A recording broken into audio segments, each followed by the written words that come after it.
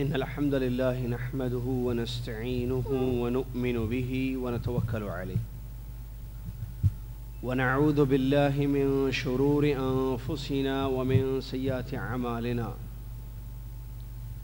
من يهده الله فلا مضل له ومن يضلله فلا هادي له وأشهد أن لا إله إلا الله وحده لا شريك له وأشهد أن محمدًا عبده ورسوله أما بعد أعوذ بالله من الشيطان الرجيم بسم الله الرحمن الرحيم يا أيها الذين آمنوا اتقوا الله حق تقاته ولا تموتن إلا وأنتم مسلمون يا أيها الناس اتقوا ربكم الذي خلقكم من نفس واحدة وخلق منها زوجها وبث منهما رجالا كثيرا ونساء واتقوا الله الذي تساءلون به والأرحام إن الله كان عليكم رقيبا يا أيها الذين آمنوا اتقوا الله وقولوا قولا سديدا يصلح لكم أعمالكم ويغفر لكم ذنوبكم ومن يطع الله ورسوله فقد فاز فوزا عظيما قال الله سبحانه وتعالى وأتموا الحج والعمرة لله وقال الرسول صلى الله عليه وسلم والحج المبرور ليس له جزاء إلا الجنة الحديث أو كما قال رسول الله صلی اللہ علیہ وسلم۔ تمام تعریفیں اسے ایک اللہ رب العالمین کے لیے ہے جو ہر قسم کی عبادت کا مستحق ہے۔ شکر ہے اللہ رب العالمین کی نعمتوں پر کہ جن نعمتوں کا احاطہ ناممکن ہے۔ بڑائی بزرگی اس اللہ وحدہ لا شریک کے لیے کہ جس سے بڑا دنیا میں کوئی نہیں ہے، جس کے لیے پیارے پیارے نام اور بلند و بالا بے عیب صفات ہیں، جس نے صاحب استطاعت پر، صاحب حیثیت پر بیت اللہ کے حج کو اور عمرے کو فرض قرار دیا اور یہ کہا کہ حج اور عمرہ اللہ کے لیے پورا کرو۔ پیارے نبی محمد صلی اللہ علیہ وسلم کی بعثت فرمائی تاکہ وہ اللہ کے دین کو سمجھائیں اور لوگ اس کو سمجھیں، پھر اللہ رب العالمین کی صحیح عبادت کی جائے۔ سبحان اللہ و بحمدہ سبحان اللہ العظیم۔ اس کے بعد درود و سلام ہو امام الانبیاء محمد الرسول اللہ صلی اللہ علیہ وسلم کی ذات گرامی پر، جنہوں نے بیت اللہ کا حج کیا سن 10 ہجری، اور وہ حج جو ایک رہا حج آپ کا حجۃ الوداع کے نام سے مشہور ہے، جس حج میں آپ نے اپنی امت کو تعلیم دی، طریقہ بتایا اس عظیم فریضے کو انجام دینے کا، ساتھ میں یہ بھی حکم دیا کہ حج کے مسائل مجھ سے سیکھ لو، حج کا طریقہ مجھ سے سیکھ لو۔ اللہم صلی علی محمد وعلی آل محمد کما صلیت علی ابراہیم وعلی آل ابراہیم انک حمید مجید۔ اللہم بارک علی محمد وعلی آل محمد کما بارکت علی ابراہیم وعلی آل ابراہیم انک حمید مجید۔ اس حمد و صلاۃ بر نبینا علیہ السلام کے بعد آج 6 ذی الحجہ 1434 ہجری مطابق 11 اکتوبر 2013 عیسوی مکتب دعوہ والارشاد و توعیت الجالیات شرق جدہ کے اس دورے کی آخری کڑی میں ہم لوگ ہیں۔ جیسا کہ بتایا گیا کہ 3 کلاسوں پر مشتمل 3 کلاسوں پر نہیں چل رہا ہے.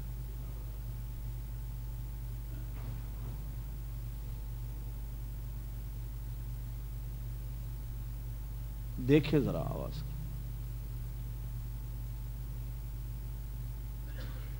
3 کلاسوں پر مشتمل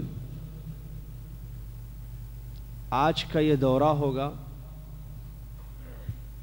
اور اس میں سے یہ تیسری اور آخری کلاس چل رہی ہے، جس میں حج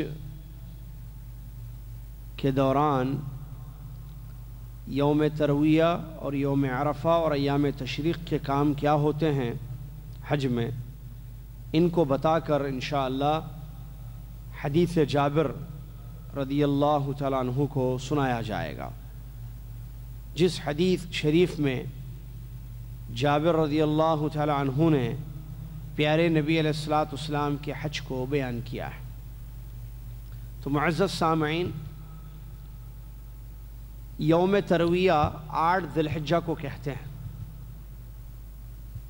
یوم عرفہ 9 ذی الحجہ کو کہتے ہیں، یوم النحر 10 ذی الحجہ کا نام ہے، ایام تشریق 11، 12، 13 تاریخوں کو کہا جاتا ہے.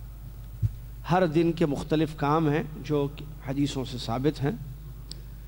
یوم ترویہ کے الگ، یوم عرفہ کے الگ، یوم النحر کے الگ، اور ایام تشریق کے الگ. تو ان کو معلوم کرنا ایک حاجی کے لیے ضروری ہے، اس لیے کہ ان ایام میں وہ ان مقامات پر رہتا ہے جہاں پر یہ کام کیے جاتے ہیں. تو سب سے پہلے ہم شروع کرتے ہیں یوم ترویہ سے. ہم نے بتایا پچھلے دروس میں، پچھلی کلاسوں میں، کہ تمتع کرنے والا کیا کرے گا، قران کرنے والا کیا کرے گا، اور حج افراد کرنے والا کیا کرے گا.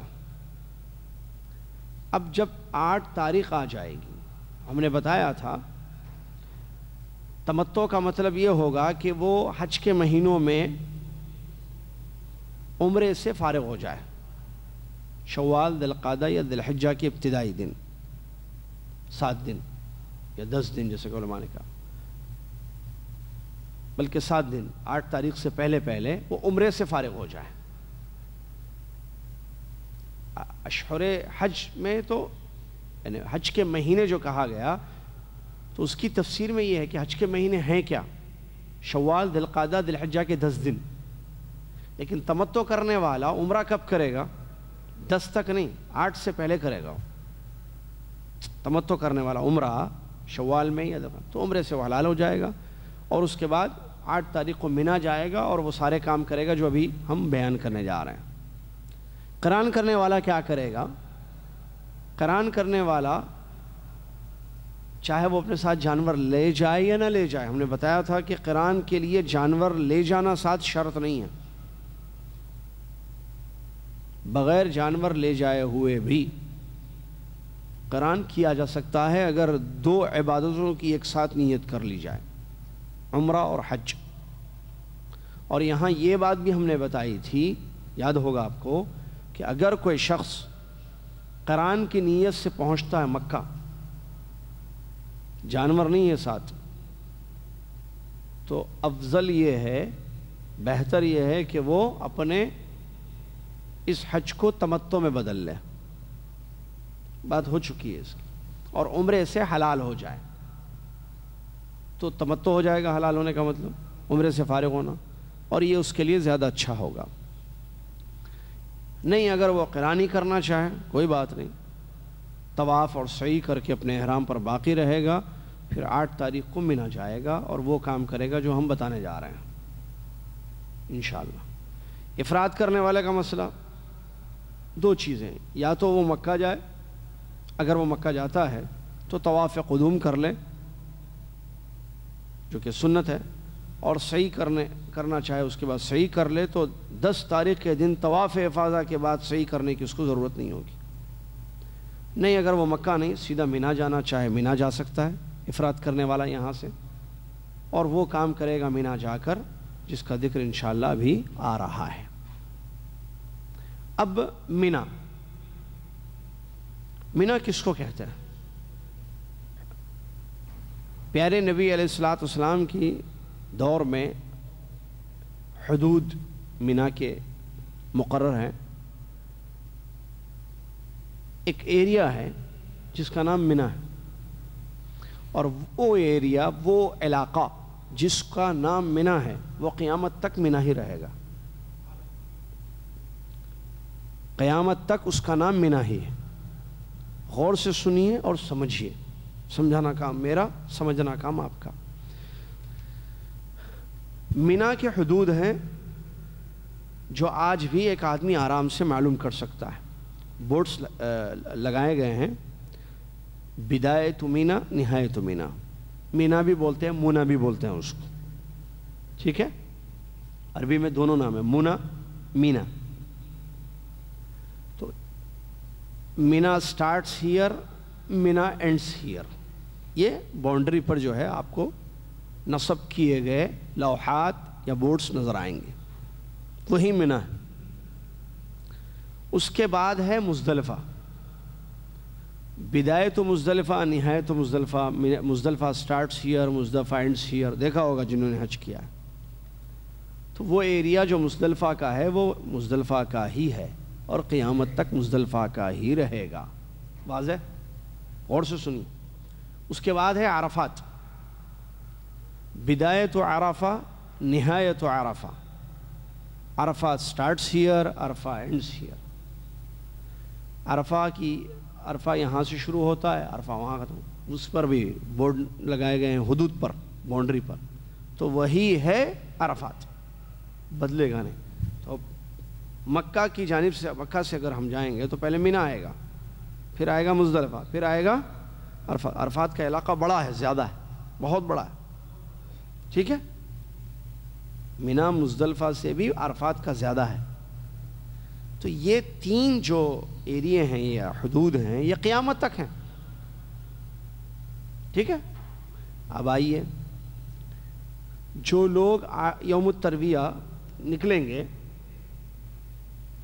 تمتع کرنے والا، افراد کرنے والا، قران کرنے والے، سب کہاں جائیں گے؟ احرام باندھ کے 8 تاریخ کے دن صبح، جو سنت ہے، 8 ذی الحجہ جس کو یوم ترویہ کہتے ہیں.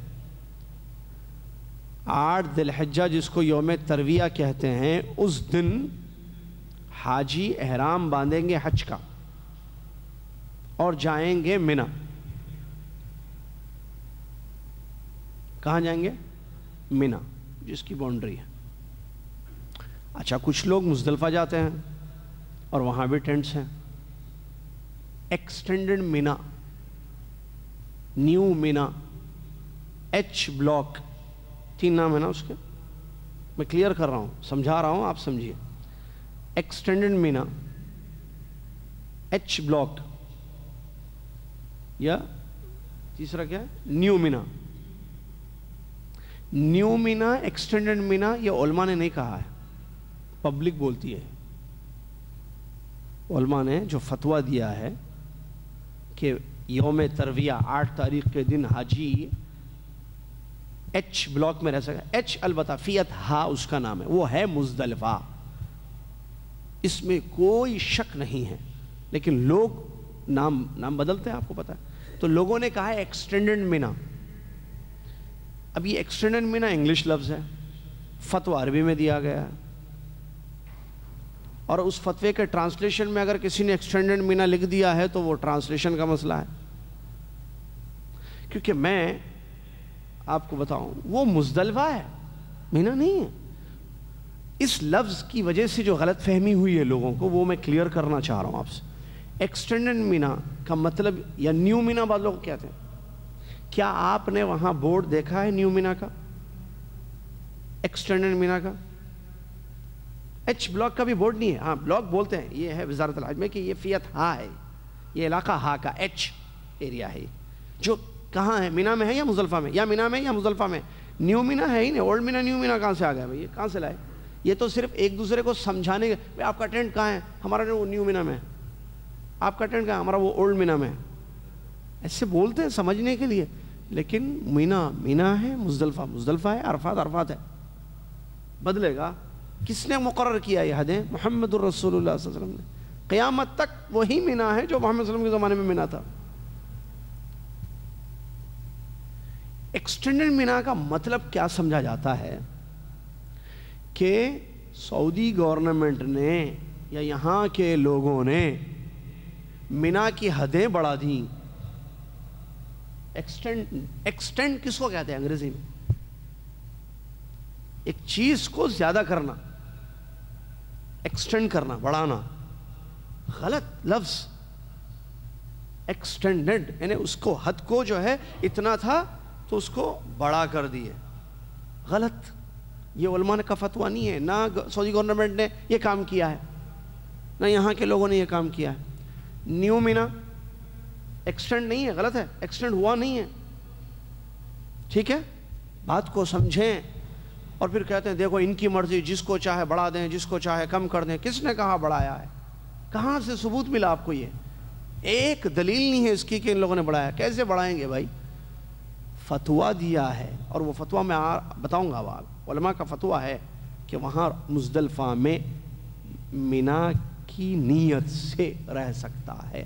وہ فتویٰ کیوں دیا گیا ہے، کیا ہے اس کے مسئلے، میں آگے بتا رہا ہوں. اس کو پہلے الفاظ کو کلیئر کر لیں ہم. ایکسٹینڈڈ مینا بولنا اور یہ سمجھنا کہ مینا کی حدیں ایکسٹینڈ کر دی گئی ہیں، غلط. نیو مینا بولنا اور یہ کہنا کہ مینا کا ایک دوسرا حصہ بھی بنایا گیا ہے اور اس کا نام مینا ہے، وہ بھی مینا ہے یہ بھی مینا ہے، غلط. وہ مزدلفہ ہے، یہ مینا ہے، وہ عرفات ہے. یا الفاظ تو سمجھ گئے. تو پھر اب جو لوگ ایچ بلاک میں رہتے ہیں، ایچ بلاک، ان کا کیا مسئلہ ہے؟ مزدلفہ میں جو رہتے ہیں وہ ہے فتویٰ. آپ کو معلوم ہونا چاہیے کہ پہلے وہاں ٹینٹس نہیں تھے، بعد میں ڈالے فتوے کے بعد. فتویٰ کیسے آیا؟ حج پر لوگ کافی آتے ہیں. لوگ یہاں کمیٹی ہے علماء کی، فتویٰ کی، کبار علماء، بڑے بڑے علماء، ان کی کمیٹی ہے، افتاء کمیٹی جس کو بولتے ہیں.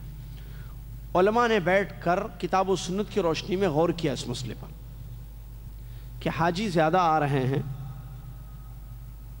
اور مینا کی جگہ کم پڑ رہی ہے. کیا مزدلفہ میں ٹینٹس ڈالے جا سکتے ہیں مینا کے لیے؟ اور لوگ جو آنا چاہتے ہیں وہ مینا کی نیت سے مزدلفہ میں سٹے قیام کر سکتے ہیں یا نہیں؟ اس پر غور کیا گیا. کس نے غور کیا؟ عام لوگوں نے نہیں، علماء جو دین کو سمجھتے ہیں، کتاب و سنت کا علم. اور وہ بھی علماء میں بھی ایک بڑا عالم ہوتا ہے، ایک چھوٹا عالم ہوتا ہے. بڑے علماء ہیں، کبار علماء کہتے ہیں جن کو، فتاوی کمیٹی میں جو علماء ہیں. تو انہوں نے کتاب و سنت کی روشنی میں غور کیا، اس کے بعد فتویٰ دیا کہ اس کا جواز ہے. کیسے؟ دلیل دی شیخ بن باز رحمۃ اللہ علیہ نے. جمعہ کی نماز مسجد میں پڑھنا رہتا ہے. جمعہ کی نماز کہاں ہے؟ جماعت مسجد میں ہوتی ہے نا. جماعتیں فجر، ظہر، عصر، مغرب کہاں ہوتی ہے؟ مثال دی جمعہ سے، یا کوئی اور بھی نماز ہو جائے، لیکن جمعہ کا لفظ ہے اس فتوے میں. جواب دے دیا شیخ نے. جمعہ کی نماز مسجد میں پڑھنا ہے. اگر مسجد فل ہو جائے، لوگ مسجد کی نیت سے آئیں اور ان کو مسجد میں جگہ نہ ملے اور باہر صفیں بنائیں، مسجد کی باؤنڈری کے باہر، مسجد کے احاطے کے باہر، اور ان کی نیت مسجد میں نماز جمعہ پڑھنے کی تھی، کیا ان کی نماز کاؤنٹ ہوگی؟ جمعہ کی صحیح ہوگی؟ یا کہیں گے نہیں آپ نے مسجد کے باہر پڑھ لی لہذا آپ کی نماز نہیں ہوئی؟ نہیں، صحیح ہوگی نماز. کیوں؟ کیونکہ ان کی نیت مسجد میں پڑھنے کی ہے، مسجد میں جگہ نہیں ملی. تو جس طریقے سے یہ چیز جائز ہے، تو اسی طریقے سے ایک آدمی مزدلفہ میں رہے مینا کی نیت سے، اس کو رہنا ہے مینا میں لیکن ٹینٹ نہیں ملا اس کو، وہاں جگہ نہیں ملی اس کو وہاں، اور وہ مزدلفہ میں رہتا ہے، تو اس کا قیام درست اور صحیح ہے. یہ علماء کا فتویٰ ہے. لہٰذا وہاں جن کے ٹینٹس ہیں ایچ بلاک میں، فی اتھا میں، وہ مینا کی نیت سے رہتے ہیں، تو یہ صحیح ہے، غلط نہیں ہے. علماء نے، کبار علماء نے فتویٰ دیا ہے. اس کا یہ مطلب نہیں ہے کہ مینا کی حد بڑھ گئی. سمجھ، تھوڑی سی بات ہے سمجھنے. ایکسٹینڈ نہیں کیا گیا ہے.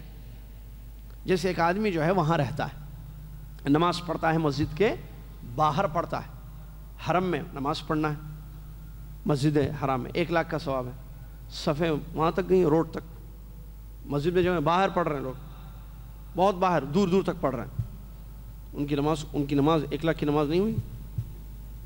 مسجد کے اندر تو نہیں پڑھے وہ نماز, جگہ نہیں ہے, باہر پڑھ لی. سمجھ رہے ہیں نا بات کسی نے. کوئی اور بھی نماز, فجر کی نماز میں مسجد بھر گئی پوری, اللہ تعالیٰ بھر دے ایسے, آمین. ہر فجر میں فجر کی نماز میں مسجد بھر گئی, جگہ نہیں ملی آنے والوں, باہر ان لوگوں نے پڑھ لی, ان کی فجر کاؤنٹ ہو جائے گی, ان کی فجر مسجد میں شمار ہو جائے. یہ ہے مسئلہ, ورنہ ایکسٹینڈ نہیں کیا گیا ہے جگہ. تو ایچ بلاک میں رہنا یا فی اتھا میں رہنا مزدلفہ میں, اس نیت سے ہم کہ مینا میں رہیں گے صحیح. 8 تاریخ کے دن جن کے ٹینٹس مینا میں ہے الحمدللہ وہ مینا میں رہیں گے. جن کے ٹینٹس ایچ بلاک میں ہیں, میں ایچ بول رہا ہوں, ٹھیک ہے, وہ ہے کیا مزدلفہ. میں ایچ سمجھنے کے لیے کہہ رہا ہوں, اس کا نام ایچ وزارت الحج میں ہے بلاک, الف با جیم دال, یہ ایریا تاکہ پتہ چلے. یہ الف والوں کے یہ اے بی سی ڈی ایچ 5, اے بی سی ڈی مینا ہے, ایچ مزدلفہ ہے, نام ہے اس کے نام. یہ بھی سمجھنے کے لیے بتایا گیا, لیکن ایکسٹینڈ نہیں انہوں نے کہا. تو اے بی سی ڈی مینا میں وہاں کسی کا ہے, اے میں ہے جمرات کے قریب, تھوڑا اور آگے بی, تھوڑا اور آگے سی, پھر ڈی ہے, یہ سب مینا ہے, وہاں رہتا ہے تب بھی اس کا صحیح ہے, اس میں تو کوئی مسئلہ ہی نہیں ہے. ایچ میں رہتا ہے جو کہ باہر ہے, تو وہ بھی چونکہ نیت اس کی مینا کی ہے, علماء نے فتویٰ دے دیا, مسئلہ ختم ہے. تو جن کے ٹینٹس وہاں بھی ہے وہ صحیح ہے. اب وہاں یوم ترویہ 8 تاریخ کے دن حاجی پہنچیں گے. بعض جو آفاقی حاجی ہیں جیسے بیرون سعودیہ سے آتے ہیں باہر سے, ان لوگوں کو خیر اب تو نہیں ہوگا شاید اس سال, لیکن عام طور پر ہم نے پچھلے سالوں میں دیکھا کہ وہ بسیں جو ہیں ان کی مکہ میں جو حاجی ہوتے ہیں جو پاکستان انڈیا وغیرہ سے بنگلہ دیش سے آتے ہیں, تو 7 کی رات کو لے جاتے ہیں. 12 بجے ہوتے ہیں آپ تیار رہنا, ہم مینا جائیں گے, چلو مینا جانا ہے. کیوں, وہ رش ہوتا ہے بہت زیادہ. 8 کو صبح نکلیں گے تو وہ حاجی بولے گا کہ ظہر پڑھنا تھا وہاں, عصر کو لے کر آئے آپ, تو مسئلہ ہوتا ہے. پھر وہ بس تو رات میں ہی لے کے نکلتے ہیں. 12 بجے کہتے ہیں وہ 1-2 بجے تک بسیں آتی ہیں, چلتے رہتی ہیں, نکلتی ہیں. تو ایسے ہوتا ہے, میں کلیئر کر رہا ہوں مسئلہ بتا, کہ مینا میں فجر کے سے پہلے بھی پہنچایا جاتا ہے, 8 تاریخ کی فجر سے پہلے یوم ترویہ. تو کیا یہ 8 تاریخ کی فجر سے پہلے چلے گئے, جبکہ ابھی تھوڑی دیر پہلے ہم نے بتایا کہ سنت یہ ہے کہ آپ 8 تاریخ کے دن صبح یعنی فجر کے بعد احرام باندھ کر مینا اور وہاں ظہر پڑھ لیں. تو یہ تو پہلے آ گئے, کوئی بات نہیں, حالات ہیں, مسائل ہیں, پہلے لایا گیا ہے, اور وہ فجر مینا میں پڑھتے ہیں بعض حاجیاں, تو وہ پریشان نہ ہو کہ ارے ظہر کے وقت آنا تھا, یہ فجر کے وقت کیسے آ گئے. پہلے آنے سے کوئی مسئلہ نہیں ہوتا, ٹھیک ہے. چلیے, یوم ترویہ میں جو مینا میں قیام ہے, اس کا ٹائپ آف آرڈر کیا ہے, حکم کیا ہے اس کا؟ کیا یہ حج کے ارکان میں شامل ہے, یا حج کے واجبات میں ہے, یا حج کی سنتوں میں ہے؟ تیسرا جواب صحیح, یہ حج کی سنتوں میں سے ہے. جانا چاہیے, رہنا چاہیے, لیکن سمجھنے کے لیے مسئلہ, اگر کوئی یوم ترویہ نہیں گیا ہو, عرفات میں پہنچا 9 تاریخ کو, اس کا حج صحیح ہے یا غلط ہوگا؟ صحیح. سمجھنے کے لیے, اب کوئی یہ نہیں بولے اچھا اس کا مطلب 8 کو نہیں گئے 9 کو بھی جا سکتے ہیں, چلو میں 8 کو کیوں جاؤں گا, میں تو بیٹھا رہوں گا جدہ میں 9 کو صبح حج کا احرام باندھ کے جاؤں گا. بھائی حج تو صحیح ہے, لیکن سنت پر یعنی عمل نہیں کرنا, کیوں آپ 8 کو نہیں گئے؟ کوئی مسئلہ ہے؟ 2 ریال کا فائدہ کہیں ہوتا ہے تو وہاں سے چیزیں خریدتے ہیں آپ, ڈسکاؤنٹ کہیں ملتا ہے, آفر لگے تو دوڑتے ہیں لوگ. تو کیا اجر نہیں چاہیے؟ سنت پر اجر نہیں ملے گا؟ ٹھیک ہے, اس کا حکم سنت ہے, وہ چھوٹ جانے سے حج خراب نہیں ہوگا آپ کا, یعنی حج باطل ہو جائے گا, ایسا نہیں ہے مسئلہ. لیکن اس کا یہ مطلب نہیں ہے کہ لاپرواہی کی جائے, چھوڑ دیا جائے, ہم بیٹھے رہیں گے. نہیں, جانا چاہیے. پیارے نبی صلی اللہ علیہ وسلم 8 تاریخ کو مینا میں تھے, آپ نہیں چاہتے ہیں نبی صلی اللہ علیہ وسلم کے طریقے پر عمل کرنا؟ جائیے, رہیے. چلیے, 8 تاریخ کے دن اگر کوئی ظہر کو نہیں پہنچے, عصر کو پہنچ گئے, تو پریشان نہیں ہو, چیخے نہیں, چلائے نہیں, بس ہماری نہیں لایا 8 کو, ظہر کو نہیں لایا. ایسا جیسے مکہ سے کسی کو لیٹ ہو گئی اور وہ نکلے یا راستے میں جو ہے بس خراب ہو گئی، یا کوئی دمام سے آ رہے تھے، کوئی ادھر سے آ رہے تو خراب ہو گئی، مثال ایسی دے رہا ہوں، ظہر کو نہیں پہنچے، قدر اللہ کہ وہ جو ہے عصر میں پہنچے، تو کوئی مسئلہ ہے یہ نہیں، کوئی بات نہیں، میں نے بتایا نا وہاں کا قیام سنت ہے، اور آپ آئے تھے ظہر کو پڑھنے کے لیے وہاں ظہر سے پہلے، لیکن حالات ایسے ہو گئے کہ آپ ظہر تک نہیں پہنچے، آپ عصر کی نماز سے پہلے پہنچے، کوئی بات نہیں، ظہر کا وقت جہاں ہو گیا وہاں آپ نماز پڑھ لیں۔ عام طور پر پہنچ ہی جاتے ہیں حاجی ظہر تک، میں عام طور پر بات کروں، ایک میکزیمم جو ہے حاجی پہنچ ہی جاتے ہیں ظہر تک، تو وہاں ظہر تک جب پہنچیں گے مینا میں، اب جب مینا بول رہا ہوں سمجھو یہاں رہے وہ وہاں رہے، فتویٰ ہے نا، باہر بھی رہے تو مینا کے باہر بھی، چلیے تو وہاں ظہر کی نماز پڑھیں گے، وہاں ظہر کے وقت قصر، عصر کی نماز عصر کے وقت قصر، مغرب کی نماز مغرب کے وقت قصر، عشاء کی نماز عشاء کے وقت قصر، 4 نمازیں ہوئیں 8 تاریخ یوم ترویہ کے کام، نماز ان کے اوقات میں پڑھنی ہے، ملانا نہیں ہے، ظہر عصر ملا لیے مغرب عشاء ملا لیے نہیں، جیسے عرفات میں ظہر عصر ملائیں گے، مزدلفہ میں مغرب عشاء ملائیں گے، یہاں مینا میں نہیں، تنہا علیحدہ نماز پڑھی جائے گی۔ اور یہ مسئلہ کہ جو ہے قصر کرنا ہے یہی سنت ہے، دلائل کی روشنی میں یہی سنت ہے۔ بعض لوگ کہتے ہیں نہیں ہم 30 دن سے زیادہ رہنے کے لیے آئے ہیں، 1 مہینے سے زیادہ سٹے ہے مکہ اور مشاعر میں، یا جو ہے کیا کہتے ہیں اس کو 40 دن سے زیادہ ہیں، 40 دن کے لیے آئے ہیں تو ہم پوری نماز پڑھیں گے، نہیں، حاجی مسافر ہوتا ہے، چاہے وہ 1 مہینے کے لیے آئے یا 40 دن کے لیے آئے، جو بھی حاجی ہیں حج پر، اس کا مسئلہ اس سے نہیں ہے کہ آپ سٹے کتنے دن کر رہے ہیں، یہ پیارے نبی صلی اللہ علیہ وسلم کا طریقہ یہ رہا ہے ایام یہ مشاعر مقدسہ میں، مینا مزدلفہ عرفات میں نماز قصر پڑھنا، بعض جگہ جمع کر کے بعض جگہ تنہا اس کے وقت پر، یہ سنت ہے نبی صلی اللہ علیہ وسلم کی۔ اس کا مسئلہ علماء نے سمجھایا ہے کہ حج کے اعمال میں شامل ہے، یہ مقیم ہے یا مسافر ہے اس سے ریلیٹڈ نہیں ہے یہ مسئلہ، وہ مقیم ہے یا مسافر ہے اس سے ریلیٹڈ نہیں ہے یہ مسئلہ ریلیٹڈ ہے حج کے اعمال، حج کے کاموں میں سے ایک یہ ہے کہ آپ وہاں کی نمازیں قصر کر کے پڑھیں گے، یہ علماء نے کہا ہے، ٹھیک ہے۔ چلیے اب سنت موقدہ کا کیا ہے مسئلہ؟ ظہر کی سنت موقدہ ہے، عصر میں ہے نہیں ہے، مغرب میں ہے، ظہر میں 6 ہیں، عصر میں مغرب میں 2 ہیں، عشاء میں 2 ہیں، اور فجر میں بھی 2 ہیں۔ اللہ کے نبی صلی اللہ علیہ وسلم، اس کی دلیل نبی صلی اللہ علیہ وسلم نے فرمایا کہ جو روزانہ 12 رکعت سنت پڑھتا ہے اللہ تعالیٰ اس کے لیے جنت میں محل بنائے گا، تو یہ سنت موقدہ ہے، یہ 12 رکعت۔ وہ کیسے 12؟ ظہر کے 6، فرض سے پہلے 4، فرض کے بعد 2، کتنے ہو گئے؟ 6، مغرب کے 2، 8، عشاء کے 2، 10، فجر کے 2، 12۔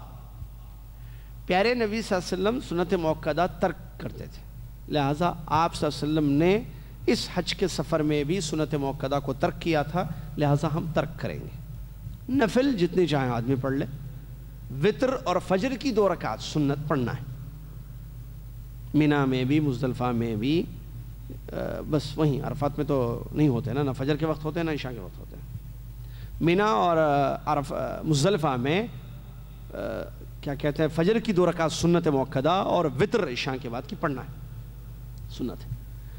چلیے اس کے علاوہ کیا کیا جائے گا؟ چلیے سمجھ میں آ گیا کہ نماز پڑھنا ہے قصر کر کے، اور سنت موقدہ ترک کرنا ہے سوائے فجر کے اور عشاء کے۔ تو ہم چونکہ ظہر میں پہنچے تو ظہر پڑھ لیے، ظہر کی نماز کے بعد کھانے کا انتظام ہوگا، ظاہر بات ہے وہ تو ہوتا ہے، لنچ کھاتے ہیں، ٹھیک ہے، تو یہ ظہر کے بعد کھائیں گے، اس کے بعد کیا کریں گے؟ عصر تک، پھر عصر کی نماز پڑھ لیے، مغرب تک کیا کریں گے؟ مغرب پڑھے، عشاء تک کیا کریں گے؟ عشاء پڑھے، سونے تک کیا کریں گے؟ لوگ 2 قسم کے ملیں گے آپ کو عرفہ مینا میں، پہلی قسم ویری گڈ، دوسری قسم ویری بیڈ۔ پہلی قسم یا 3 قسم کروں، تیسرا بھی ہوتا ہے، تیسرا 2 ہی کر لیں، ویری گڈ ویری بیڈ، اور ظاہر بات ہے جب ویری گڈ ویری بیڈ تو ویری گڈ ہی چاہیے ہر چیز میں۔ ویری گڈ کیا ہے؟ عبادت میں، اللہ کی اطاعت اور فرما برداری میں اس ٹائم کو صرف کیا جاتا ہے، یہ جو ابھی میں نے ٹائم بتایا ہے، ظہر سے عصر، عصر سے مغرب، مغرب سے عشاء، عشاء سے سونے تک۔ جیسے درس، جو ہمارے حاجی ہیں انشاءاللہ درس ہوگا، چل رہا ہے جو ہمارے ساتھ ٹائم ٹیبل آئے گا، درس کہ علمی گفتگو، علمی مجلس، سب سے اچھا کام علم، آپس میں بیٹھو مذاکرہ۔ اس کے علاوہ قرآن مجید کی تلاوت میں دیکھیں گے آپ لوگوں کو، دعا، ایک دوسرے کی پہچان، ایک دوسرے کی پہچان بھی دین کا حصہ۔ ہاں، نہیں پڑھے قرآن کی آیت، شریعت میں ہے، دین میں سے ہے پہچاننا ایک دوسرے کو۔ علماء نے دلیل دی ہے، قرآن میں اللہ تعالیٰ نے فرمایا کہ ہم نے تم کو خاندانوں اور قبیلوں میں بانٹ دیا ہے، لِتَعَارَفُوا، اللہ نے الگ الگ خاندان اور قبیلے بنائے، لِتَعَارَفُوا، تاکہ ایک دوسرے کو پہچانو۔ إِنَّ أَكْرَمَكُمْ عِنْدَ اللَّهِ أَتْقَاكُمْ، بے شک تم میں سب سے زیادہ باعزت اللہ تعالیٰ کے نزدیک وہ ہے جو سب سے زیادہ اللہ سے ڈرتا ہے۔ تو اللہ تعالیٰ نے کہا لِتَعَارَفُوا، فار انٹروڈکشن، ایک دوسرے سے انٹروڈیوس ہونے کے لیے، ایک دوسرے کو پہچان۔ آپ کون ہیں؟ آپ فرید صاحب ہیں۔ آپ کون ہیں؟ آپ اعجاز صاحب ہیں۔ کہاں سے ہیں؟ علی گڑھ سے ہیں۔ اچھا، یہاں کہاں رہتے ہیں؟ فلاں جگہ رہتے ہیں۔ یہ تعارف ہے، تعارف ہے۔ آپ کا نام کیا ہے؟ آپ کہاں ہیں؟ ایک بہن سے تعارف لیں، کیونکہ لوگ مختلف جگہ سے آتے ہیں۔ خیر جو یہاں والے ہیں تو وہ اپنے ٹینٹ میں رہتے ہیں یا اپنے ٹینٹ میں بھی رہتے ہیں، کوئی دمام سے آ رہا ہے، ایک یہ جو داخلی حجاج ہیں، کوئی دمام کا ہے، کوئی یمبو کے ہیں، کوئی وہاں ہیں، کوئی انڈیا کے ہیں، بنگلہ دیش کے ہیں، کوئی یمن کے ہیں، کوئی سعودیہ سے ہیں، کوئی باہر سے آئے ہیں، کیا نام ہے، کیا ہے، ایک دوسرے کی پہچان۔ دین اللہ نے قرآن میں اللہ میں کہا کہ ہم نے الگ الگ خاندانوں میں بڑھا، یہ فلان ہے، یہ فلان ہے، یہ فلاں فیملی سے ریلیٹڈ ہے، یہ فلاں، کیوں؟ لِتَعَارَفُوا، اللہ کہتا ہے آپس میں پہچانو ایک دوسرے کو۔ اور حج کے جو فائدے ہیں ان میں سے ایک بہت بڑا فائدہ ہے یہ کہ ایک دوسرے کی پہچان، مسلمان کو نہیں پہچانے، پہچانے، سبحان اللہ۔ چلیے یہ بھی ہو، اور اس کے علاوہ صدقہ خیرات کرنا، مدد کرنا ایک دوسرے کی، ٹھیک ہے، دین سیکھنا، توبہ کرنا، اللہ تعالیٰ سے معافی مانگنا، تکبیرات پڑھنا، تحلیلات پڑھنا، زبان سے اللہ کا ذکر کرنا، یہ سب کاموں میں اس وقت کو صرف کرنا چاہیے۔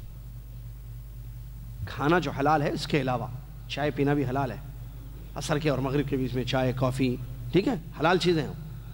اس کے علاوہ وہ بھی، اگر اس کے پیچھے بھی، وہاں بھی ایک بات بتا دوں آپ کو، چلیے جب بات کھانے کی اور چائے کی آ گئی ہے تو ایک بات بتاؤں آپ کو میں، مباحات نیتوں سے عبادات بن جاتے ہیں۔ کیا بات ہے، کیا قاعدہ ہے علماء، مباح چیزیں ان کے پیچھے نیت خالص ہو تو وہ بھی نیکی ہو جاتی ہے، عبادت بن جاتی ہے۔ سبحان اللہ۔ کھانا کھانا جائز ہے نا، ایک آدمی کھانا کھاتا ہے بھوک مٹانے کے لیے، حج میں یوم ترویہ لنچ کر رہا ہے، یوم ترویہ 8 تاریخ کے دن ظہر کے بعد کھانا کھا رہا ہے، کیوں؟ بھوک لگی ہے بھائی، کھانا کھا، مسئلہ ختم، مباح جائز۔ ایک آدمی اس لیے کھا رہا ہے کہ میں کھاؤں اور طاقت آئے جسم میں اور میں اللہ کی عبادت کر سکوں، قرآن پڑھوں، درس دوں، بیٹھوں، ذکر اذکار کروں، اس لیے کھا رہا ہے۔ دو کھانوں میں فرق ہوا نہیں، یہ بھی کھا رہا ہے، وہ بھی کھا رہا ہے۔ سونا کیا چیز ہے؟ سونا، سلیپنگ، مباح جائز ہے، سوئیے آپ، رات میں سوئیے، دن میں سوئیے، ویسے تو رات ہے اصل سونے کی، لیکن دن میں بھی سونا ہاں غلط جائز۔ لیکن ایک آدمی سونے کے پیچھے، وہ سو رہا ہے، نیند آ رہی ہے، ہو رہا ہے چلو 1 گھنٹہ سو جاتا ہوں میں، وہ ظہر کے بعد 1 گھنٹہ سو گیا۔ ایک آدمی اس لیے سو رہا ہے تاکہ فریش ہو کر اٹھے اور اللہ کی عبادت کرے، فرق ہے۔ دیکھیں ایک آدمی اس لیے سو رہا ہے کہ نیند آ رہی ہے، نیند آ رہی سو گیا، کیوں سو رہے بھائی؟ کیا ہوا؟ جا رہے ہیں بلینکٹ اوڑھ لیا، ہاں نیند آ رہی ہے سو رہا ہوں، ہاں سو جائیے، ختم، جائز ہے۔ کس نے روکا ہے؟ نیند آئے تو نہیں سونا۔ ہاں نماز چھوڑ کر سونا غلط ہے، ایسی سونا جائز ہے، ڈیوٹی چھوڑ کر سونا وہ بھی الگ مسئلہ ہے۔ چلیے، تو ڈیوٹی چھوڑ کر سونا اس لیے کہہ رہا ہوں، 8 گھنٹے ڈیوٹی ہے، اس کے عوض آپ کو سیلری ملتی ہے، بہرحال وہ اس سے ریلیٹڈ مسئلہ ہے۔ تو اگر نیت پاک ہو، انما الاعمال بالنیات، سونے والا اس لیے سو رہا ہے، نیت اس کی ہے کہ میں، اس کے دل میں ہے یہ کہ میں 1 گھنٹہ سوچ کر تھوڑا سا فریش ہو جاؤں گا، پھر قرآن پڑھوں گا۔ دیکھیے قرآن پڑھنے کے لیے سو رہا ہے، فریش ہو کر پڑھنے کے لیے، اس کے سونے پر بھی اس کو اجر ملے گا۔ اللہ اکبر۔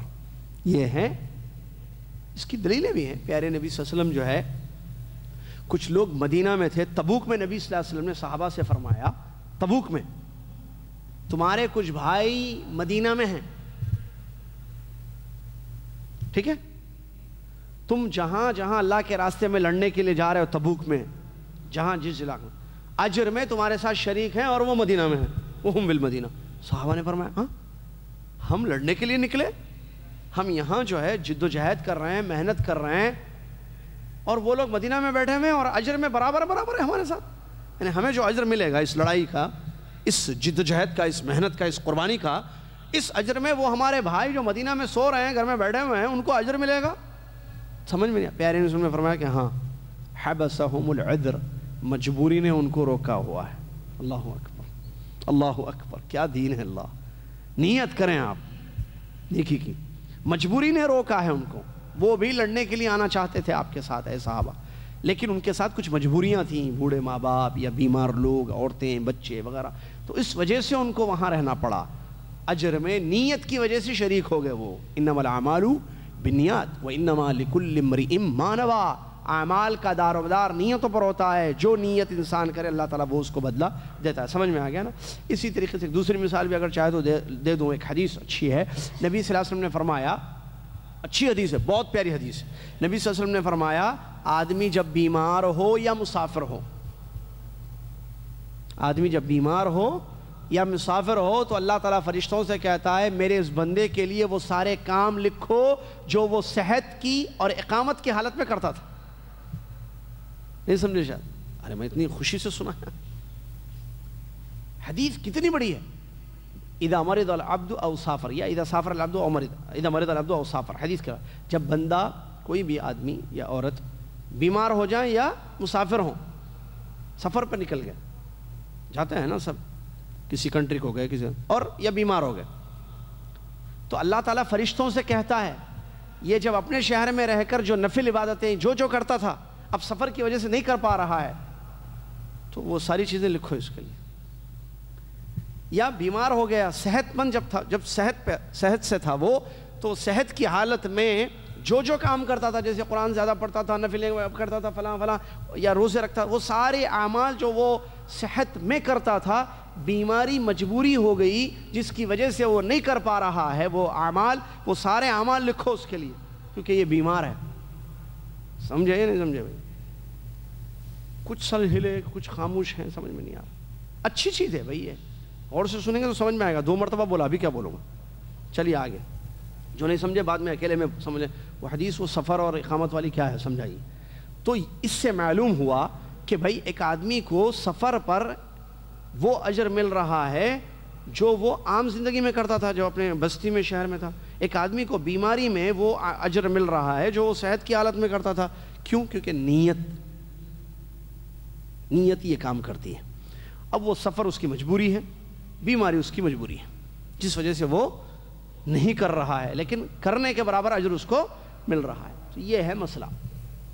تو آدمی سوئے یا کھائے، ٹھیک ہے، فریش ہونے کے لیے، عبادت کے لیے، اطاعت کے لیے، اس پر بھی اس کو انشاءاللہ اللہ تعالیٰ کے یہاں اجر ملے گا۔ یہ ہے یوم ترویہ۔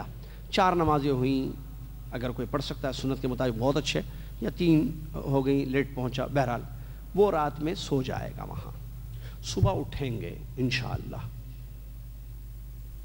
وہ ہوگا یوم عرفہ۔ تاریخ کون سی ہوگی؟ وہ 9 ذی الحجہ۔ کہاں ہیں ہم؟ کہاں سوئے؟ مینا میں۔ اٹھے مینا میں انشاءاللہ، یا قبر میں اٹھیں گے، اللہ اعلم۔ انشاءاللہ سو دے کر انشاءاللہ مینا میں اٹھیں گے۔ جس کو قبر میں اٹھنا ہے وہ کرو الحمدللہ الذی، مینا میں اٹھ جائے تو پڑھ لے بھائی الحمدللہ الذی احیانا بعد ما اماتنا والیہ النشور۔ تعریف اس اللہ کی جس نے مجھے مارنے کے بعد اٹھایا اور اسی کی طرف مجھے اٹھ کر جانا ہے، یعنی لوٹ کر جانا ہے۔ نیند چھوٹی موت ہے جو بڑی موت کو یاد دلاتی ہے۔ اللہ تعالی ہم سب کو توفیق دے کہ موت کے بعد کی زندگی کے لیے اس زندگی میں عمل کر لیں، آمین۔ فجر کی نماز 2 رکعت سنت، 2 رکعت فرض مینا ہی میں پڑھے گا، ٹھیک ہے۔ چلیے، اس کے بعد عرفات کے میدان میں جانا ہے، مزدلفہ کراس کر کے۔ کہاں جانا ہے؟ عرفات۔ اب سنت یہ ہے وہاں سے مینا سے نکل کر سورج نکلنے کے بعد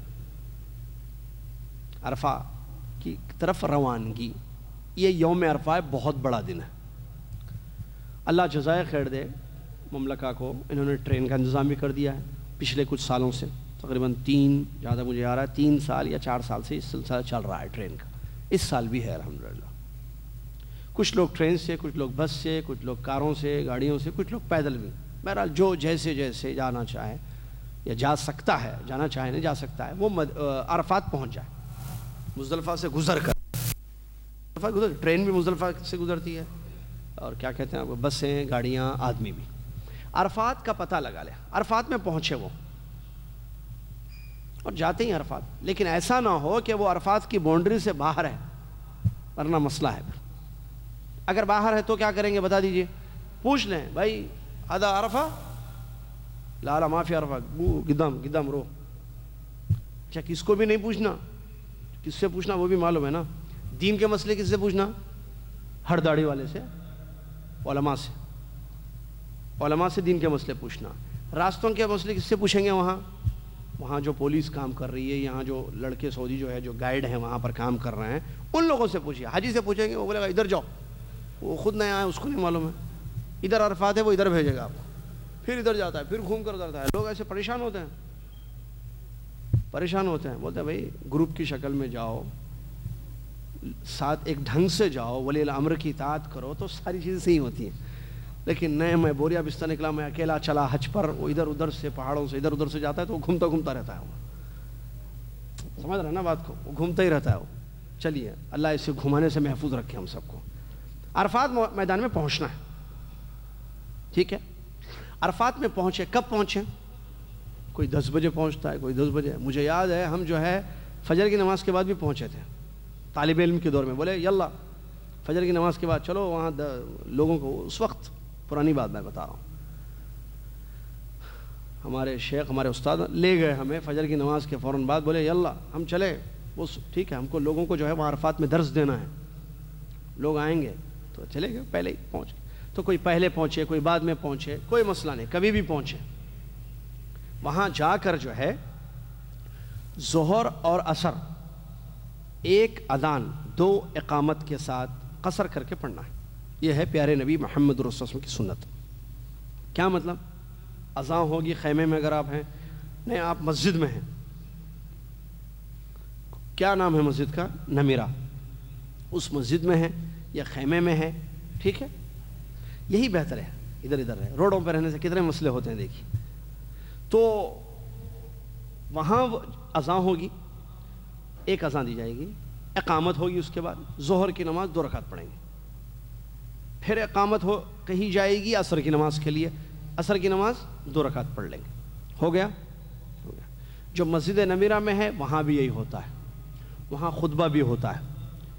اچھا ٹینٹوں میں جیسے ہمارے پاس بھی ہوتا ہے انتظام الحمدللہ کہ ٹینٹ میں خطبہ سنایا جاتا ہے۔ آپ کیسے سنا جاتے ہیں؟ ریڈیو، اذاعت القرآن الکریم۔ اور میں گزارش کروں گا جو لوگ ٹینٹوں میں وہ سنیں خطبہ، اگر کوئی ایسی جگہ پہ ہے جہاں یہ انتظام ریڈیو یا مائک کا انتظام نہیں ہے، خطبہ سناتے ہیں، تو آپ کے پاس فون ہے نا، اس میں ریڈیو ہوتا ہے، تو ریڈیو FM پہ جائیں آپ، کیا 899 اذاعت القرآن، آپ کو ڈائریکٹ خطبہ پورا سنائی دے گا۔ جو مفتی صاحب خطبہ دیتے ہیں وہاں بڑا زبردست خطبہ ہوتا ہے، بڑا جامع لمبا خطبہ ہوتا ہے، اچھا خطبہ ہوتا ہے، وہ خطبہ سنیں۔ اور ہمارے پاس جو ہے ٹینٹ میں، یعنی میرے حاجیوں کو میں کہہ رہا ہوں کہ اس خطبے کا ترجمہ بھی ہوتا ہے ہمارے پاس انشاءاللہ۔ بہرحال خطبہ آپ سن سکتے ہیں، بہت اچھی بات ہے، خطبہ سنیے، ٹھیک ہے، خطبہ آپ سنیے۔ اس کے بعد کھانے کا انتظام ہوتا ہے، ظاہر بات ہے کھانے کا وقت ہوتا ہے، وہ لوگ آئے ہوئے رہتے ہیں صبح سے تھکے ہوئے، کوئی ٹرین سے کوئی سے بھوک، کھانا کھا لیجیے آپ، ٹھیک۔ یہ عرفات کا دن ہے، آپ عرفات میں ہیں۔ اگر مسجد نمیرہ میں اگلی صفوں میں ہے تو وہ عرفات نہیں ہے۔ مسجد بہت بڑی ہے نمیرہ مسجد، اس کے اگلا حصہ عرفات کے باہر ہے، پچھلا حصہ عرفات میں ہے۔ اگر کسی نے پہلی دوسری صف میں وہاں نماز پڑھی ہے، کوئی بیچلر ہیں، کوئی گئے ہوئے ہیں وہاں، تو ان کو میں بتا دوں کہ وہ لوگ نماز کے بعد یہاں آ جائیں۔ کہاں آ جائیں؟ آپ لوگ بیٹھ کر سنیں بھائی، جو لوگ اس طرف بیٹھے ہیں بیٹھ جائیں، سن لیں۔ تو مسجد اگلے حصے میں اگر کوئی ہے تو وہ فارغ ہو جائے نماز سے، پچھلے حصے میں جو عرفات کی باؤنڈری یا حدود ہے اس میں آ جائیں، ٹھیک ہے۔ چلیے اب ظہر اثر ہم نے پڑھ لی، قصر پیارے نبی وسلم کی سنت پر کھانے سے فارغ ہو گئے. اب ہمارے پاس کیونکہ عصر پڑھ لیے ہیں ظہر کے ساتھ, اب عصر کے وقت عصر نہیں پڑھیں گے. لوگ وہاں بھی غلطی کرتے ہیں اور بڑی تکلیف ہوتی ہے دیکھ کر, آپ بھی دیکھیں گے. سنت کی مخالفت, سنت کی مخالفت, کتنی زندگی میں سنت کی مخالفتیں. پیارے نبی صلی اللہ علیہ وسلم ظہر کے وقت ظہر عصر دونوں پڑھے, ہم کہتے ہیں نہیں, نبی صلی اللہ علیہ وسلم پڑھے ہیں, وہ مقیم تھے, پتہ نہیں وہ اتنے دن وہاں تھے, ایسا تھا, ہم پوری پڑھیں گے. ظہر کے وقت ظہر کی نماز 4 رکعت پڑھتے ہیں, عصر کے وقت عصر کی نماز ٹینٹوں میں 4 رکعت پڑھتے ہیں. یہ خلاف سنت. اب کون کیا کریں, پڑھ. سنت کی مخالفت کیوں نہیں, ہم فلاں مسلک سے ہیں, ہمارے پاس یہی طریقہ ہے. امام ابو حنیفہ رحمۃ اللہ علیہ, امام مالک رحمۃ اللہ علیہ, امام شافعی رحمۃ اللہ علیہ, امام احمد بن حنبل رحمۃ اللہ علیہ, چاروں نے الفاظ الگ ہیں, بات ایک ہے ان کی, جو میں بتاؤں گا کہ انہوں نے چاروں نے یہ فتوے دیے ہیں کہ ان کا فتویٰ, ان کی رائے, ان کا قول اگر پیارے نبی صلی اللہ علیہ وسلم کی سنت کے خلاف ہے تو اس کو چھوڑ دیا جائے, نبی صلی اللہ علیہ وسلم کی سنت پر عمل کیا جائے. یہ چاروں اماموں کے فتوے ہیں. الفاظ الگ الگ ہیں, میں نے کہا نا, مطلب سیدہ صح الحدیث فہو مذہبی, کسی نے کہا, یا کسی نے کہا کہ خذوا من حیث اخذنا کہا, کسی نے کہا کہ اجتمعت الامت علی من استبانت له سنت الرسول صلی اللہ علیہ وسلم فلا يجوز له ان يدعها لقول احد کائنا من کان. مختلف الفاظ لیکن معنی ایک ہی ہے, سنت نہیں چھوڑنا. لیکن عجیب ہے, ہم جو ہے پتہ نہیں کس اس میں پڑھے ہوئے کہ مخالفت ہی مخالفت ہے. نہیں, ہم پوری پڑھیں گے, ہم الگ الگ پڑھیں گے. پڑھیں میں کیا کر سکتے ہیں, اب کوئی مخالفت کر رہا تو کیا کریں گے اس کی, لیکن یہ مخالفت ہے, اس میں کوئی شک نہیں ہے. اور اللہ کے واسطے کوشش کریں ہم سب کہ سنت پر عمل ہمارا ہو, نبی محمد صلی اللہ علیہ وسلم کا طریقہ, پیارے نبی صلی اللہ علیہ وسلم کا محمد طریقہ, کیونکہ ہمیں ان سے محبت ہے, ان کا احترام ہے. اور یہ نہیں کہ وہ جو مخالفت کرتے ہیں ان کو محبت نہیں ہے, نہیں, ان کے ہے محبت لیکن مخالفت ہوتی ہے. وہ کہتے ہیں ہم ادب کرتے ہیں, احترام ہے دلوں میں, لیکن علم کی کمی کی وجہ سے مخالفتیں ہو رہی ہیں, علم کی کمی کی وجہ سے مخالفت ہو رہی ہے, اس لیے علم حاصل کرنا چاہیے. چلیے, نماز سے فارغ ہونے کے بعد مغرب تک آپ کے پاس وقت ہے, آپ عرفات میں, عصر نہیں پڑھے آپ, کیوں, ظہر عصر ملا کر پڑھ لیے سنت. اب کتنا وقت ہے آپ دیکھیے, 6 بجے تک تقریباً. اگر آپ کھانے سے 2 بجے سے بھی فارغ ہو جائیں, 2 بجے تک, چلیے میکسیمم 3 4 5 6 4 گھنٹہ کم سے کم آپ کے پاس ہے, اس سے زیادہ ہی ہوگا. یہ وقت کیا ہے, یہ خزانہ ہے حاجی کا, کیونکہ نبی صلی اللہ علیہ وسلم نے حدیث میں فرمایا الحج عرفہ, حج عرفہ ہے. کیا مطلب, یعنی حج کا سب سے بڑا رکن اور ارکان میں سب سے اہم رکن ہے عرفہ, یہ عرفات کا وقوف. پیارے نبی صلی اللہ علیہ وسلم کی بہت ساری حدیثیں ہیں جو عرفات کے دن کی فضیلت پر آئی ہیں, جیسے ایک کہ اللہ تعالیٰ اس دن جتنی بخشش اپنے بندوں کی کرتا ہے کوئی اور دن نہیں ہوتی ہے. اس دن بہت سارے لوگوں کو اللہ تعالیٰ جہنم سے آزاد کرتا ہے. اللہ اکبر, اللہ کی رحمتوں کی بارش ہوتی ہے اس دن. اللہ تعالیٰ فرماتا ہے فرشتوں سے, یہ لوگ پرا گندہ خستہ حال آئے ہیں, مجھ سے مانگ رہے ہیں, مجھ سے امید رکھتے ہیں, اے فرشتوں تم گواہ رہنا کہ میں نے ان سب کو بخش دیا ہے. اللہ, حدیث میں آیا, نبی صلی اللہ علیہ وسلم نے فرمایا کہ اس دن اللہ کی بخشش, اللہ کی رحمت کو, یعنی زیادہ رحمت, زیادہ بخشش کو دیکھ کر ابلیس اتنا رسوا ہوتا ہے, اتنا ذلیل ہوتا ہے, کبھی اتنا ذلیل نہیں ہوتا ہے. سب سے زیادہ اس دن اس کو ذلت اور رسوائی ہوتی ہے. وہ دیکھتا ہے کہ اللہ تعالیٰ اپنے بندوں پر کتنا مہربان ہے, آج معاف کر رہا ہے, بخش رہا ہے, رحمتیں عطا کر رہا ہے, مہربان ہو رہا ہے, اپنی رحمتوں سے نواز رہا ہے. اس کو تکلیف ہوتی ہے کیونکہ وہ نہیں چاہتا نا, یہ وہ تو جہنم میں لے جانا چاہتا ہے ان کو. یہ عرفات کا دن ہے, مانگنے کا دن, ایک بخشوانے کا دن, جہنم سے اپنی گردنوں کو آزاد کروانے کا دن, جنت کے مستحق ہونے کا دن, جنت میں اپنی جگہ بنانے کا دن, رب کو راضی کرنے کا دن, اپنے ماضی کے سارے گناہ دھلوانے کا دن, توبہ کا دن, مانگنے کا دن, اپنی جائز خواہشیں کی تکمیل کا دن. اللہ اکبر. لیکن افسوس, صد افسوس, لوگ جبل عرفہ کو ڈھونڈنے میں, یا وہاں جو چیزیں بانٹی جاتی ہیں اہل خیر حضرات کی طرف سے, کھانے کے پیکٹ, جوس کے پیکٹ, ایک لیے، دو لیے، چھتری الٹی کر کے کھڑا کر دیا، ڈالو چھتری میں، جتنا آئے گا ہمارا ہے۔ کیا کیا مناظر ہیں اللہ، ادھر بھی گئے ادھر بھی بھاگے، ارے آپ کو دے دیے، کھا لیے، ہو گیا نا، بیٹھے دعا کیجیے۔ لینا غلط نہیں ہے، ٹھیک ہے، آپ ایک پیکٹ لے لیے، ٹھیک ہے، کیونکہ آپ ایسے ہی گھومنے والے تھے، آپ گھوم گھوم کر پہنچے تو آپ کو پیکٹ دیا گیا، آپ پیکٹ لے لیے، کھا لیے، بس اب ادھر بھی پیکٹ، ادھر بھی، اور کہاں کہاں مل رہا ہے اس میں، ارے دعا کرو بھائی، دعاؤں کا وقت ہے، اور کہاں کہاں مل رہا ہے، کیا کیا دے رہے ہیں، جوس دے رہے ہیں، کھانا دے رہے ہیں، وہ دے رہے ہیں، دیتے ہیں لوگ، جائیے آپ دیکھیں میدان عرفات میں، اب یہ بھی لے رہے، وہ بھی لے رہے، وہ بھی لے رہے، اسی میں پورا وقت، مغرب کا وقت آ گیا، ارے چلو چلو، دو تین منٹ میں دعا کے لیے نکل گئے، بعض تو دعا، اعوذ باللہ، وہ دعاؤں کا وقت ہے میرے بھائی، عرفات ہے، معمولی بات نہیں ہے۔ پیارے نبی صلی اللہ علیہ وسلم کے بارے میں بتاؤں آپ کو کیا ہے، نبی صلی اللہ علیہ وسلم فلم یزل واقفا، ابھی پڑھیں گے ہم حدیث جابر، نبی صلی اللہ علیہ وسلم کھڑے ہو کر دعا کر رہے ہیں، کب تک؟ سورج غروب ہونے تک، اللہ، سورج غروب ہونے تک، پہاڑ کے دامن میں، جبل عرفہ ہے وہاں پر، اس پر چڑھنا سنت کے خلاف ہے، لیکن لوگ سمجھتے نہیں، پھر بھی چڑھتے ہیں، پولیس روکتی ہے، وہ روکتی ہے، نہیں ہٹاتے ہیں، اب وہ حاجی ہے، کہ حاجی کو کیا ہو رہا ہے، حاجی معافی رو فوق، معافی رو فوق، فوق معافی معافی، مائک لگا ہوا ہے، وہاں اعلان ہوتا ہے، درس دینے والے اردو میں، بنگالی میں، مختلف انگلش میں، عربی میں، اوپر جانا سنت نہیں ہے، یہیں نیچے رہیے، دعا کیجیے، اوپر جانا سنت نہیں ہے، اوپر جانا سنت نہیں، اور جاؤ تم، ہم جائیں گے، ہماری جو مرضی آیا کرے گا، حاجی سمجھتا ہے بس بس میرے مائنڈ میں جو ہے وہ کروں گا، اور بعض لوگ بلائنڈلی فالوئنگ جس کو کہتے ہیں، یہ اوپر چڑھ رہا ہے تو یہ بھی جا رہا ہے نا، میں بھی جاؤں گا اوپر، ارے وہ غلط کر رہا ہے تو آپ بھی غلط کریں گے، وہ چپل سے جو ہے جمرات کو مار رہا ہے، میں بھی چپل سے ماروں گا، ارے وہ غلط ہے بھائی، کنکری مارنا ہے، وہ پتھر مار رہا ہے، میں بھی پتھر ماروں گا، اس نے 2 بال نکالے ہیں، میں بھی 2 بال نکالوں گا، ارے ایک آدمی غلط کرے، آپ کے لیے دلیل لوگ ہیں، حاجیوں کو دیکھ کر کام کریں گے ہم، حجی جو کرتا ہے وہ کریں گے نہیں، پیارے نبی صلی اللہ علیہ وسلم نے جو کیا ہے، سیکھیں، علم حاصل کریں، اسی لیے یہ دورہ ہے، اسی لیے دروس ہیں، اسی لیے کتابیں بانٹی جاتی ہیں، حاجی بھی جب آتے ہیں تاکہ پڑھو، سمجھو حج کو، اس کے بعد حج کرو سنت کے مطابق۔ چلیے، پہاڑ پر چڑھنا سنت نہیں ہے، نیچے کھڑے رہے نبی صلی اللہ علیہ وسلم، کب تک؟ پیارے ہم دیکھیں، کب تک؟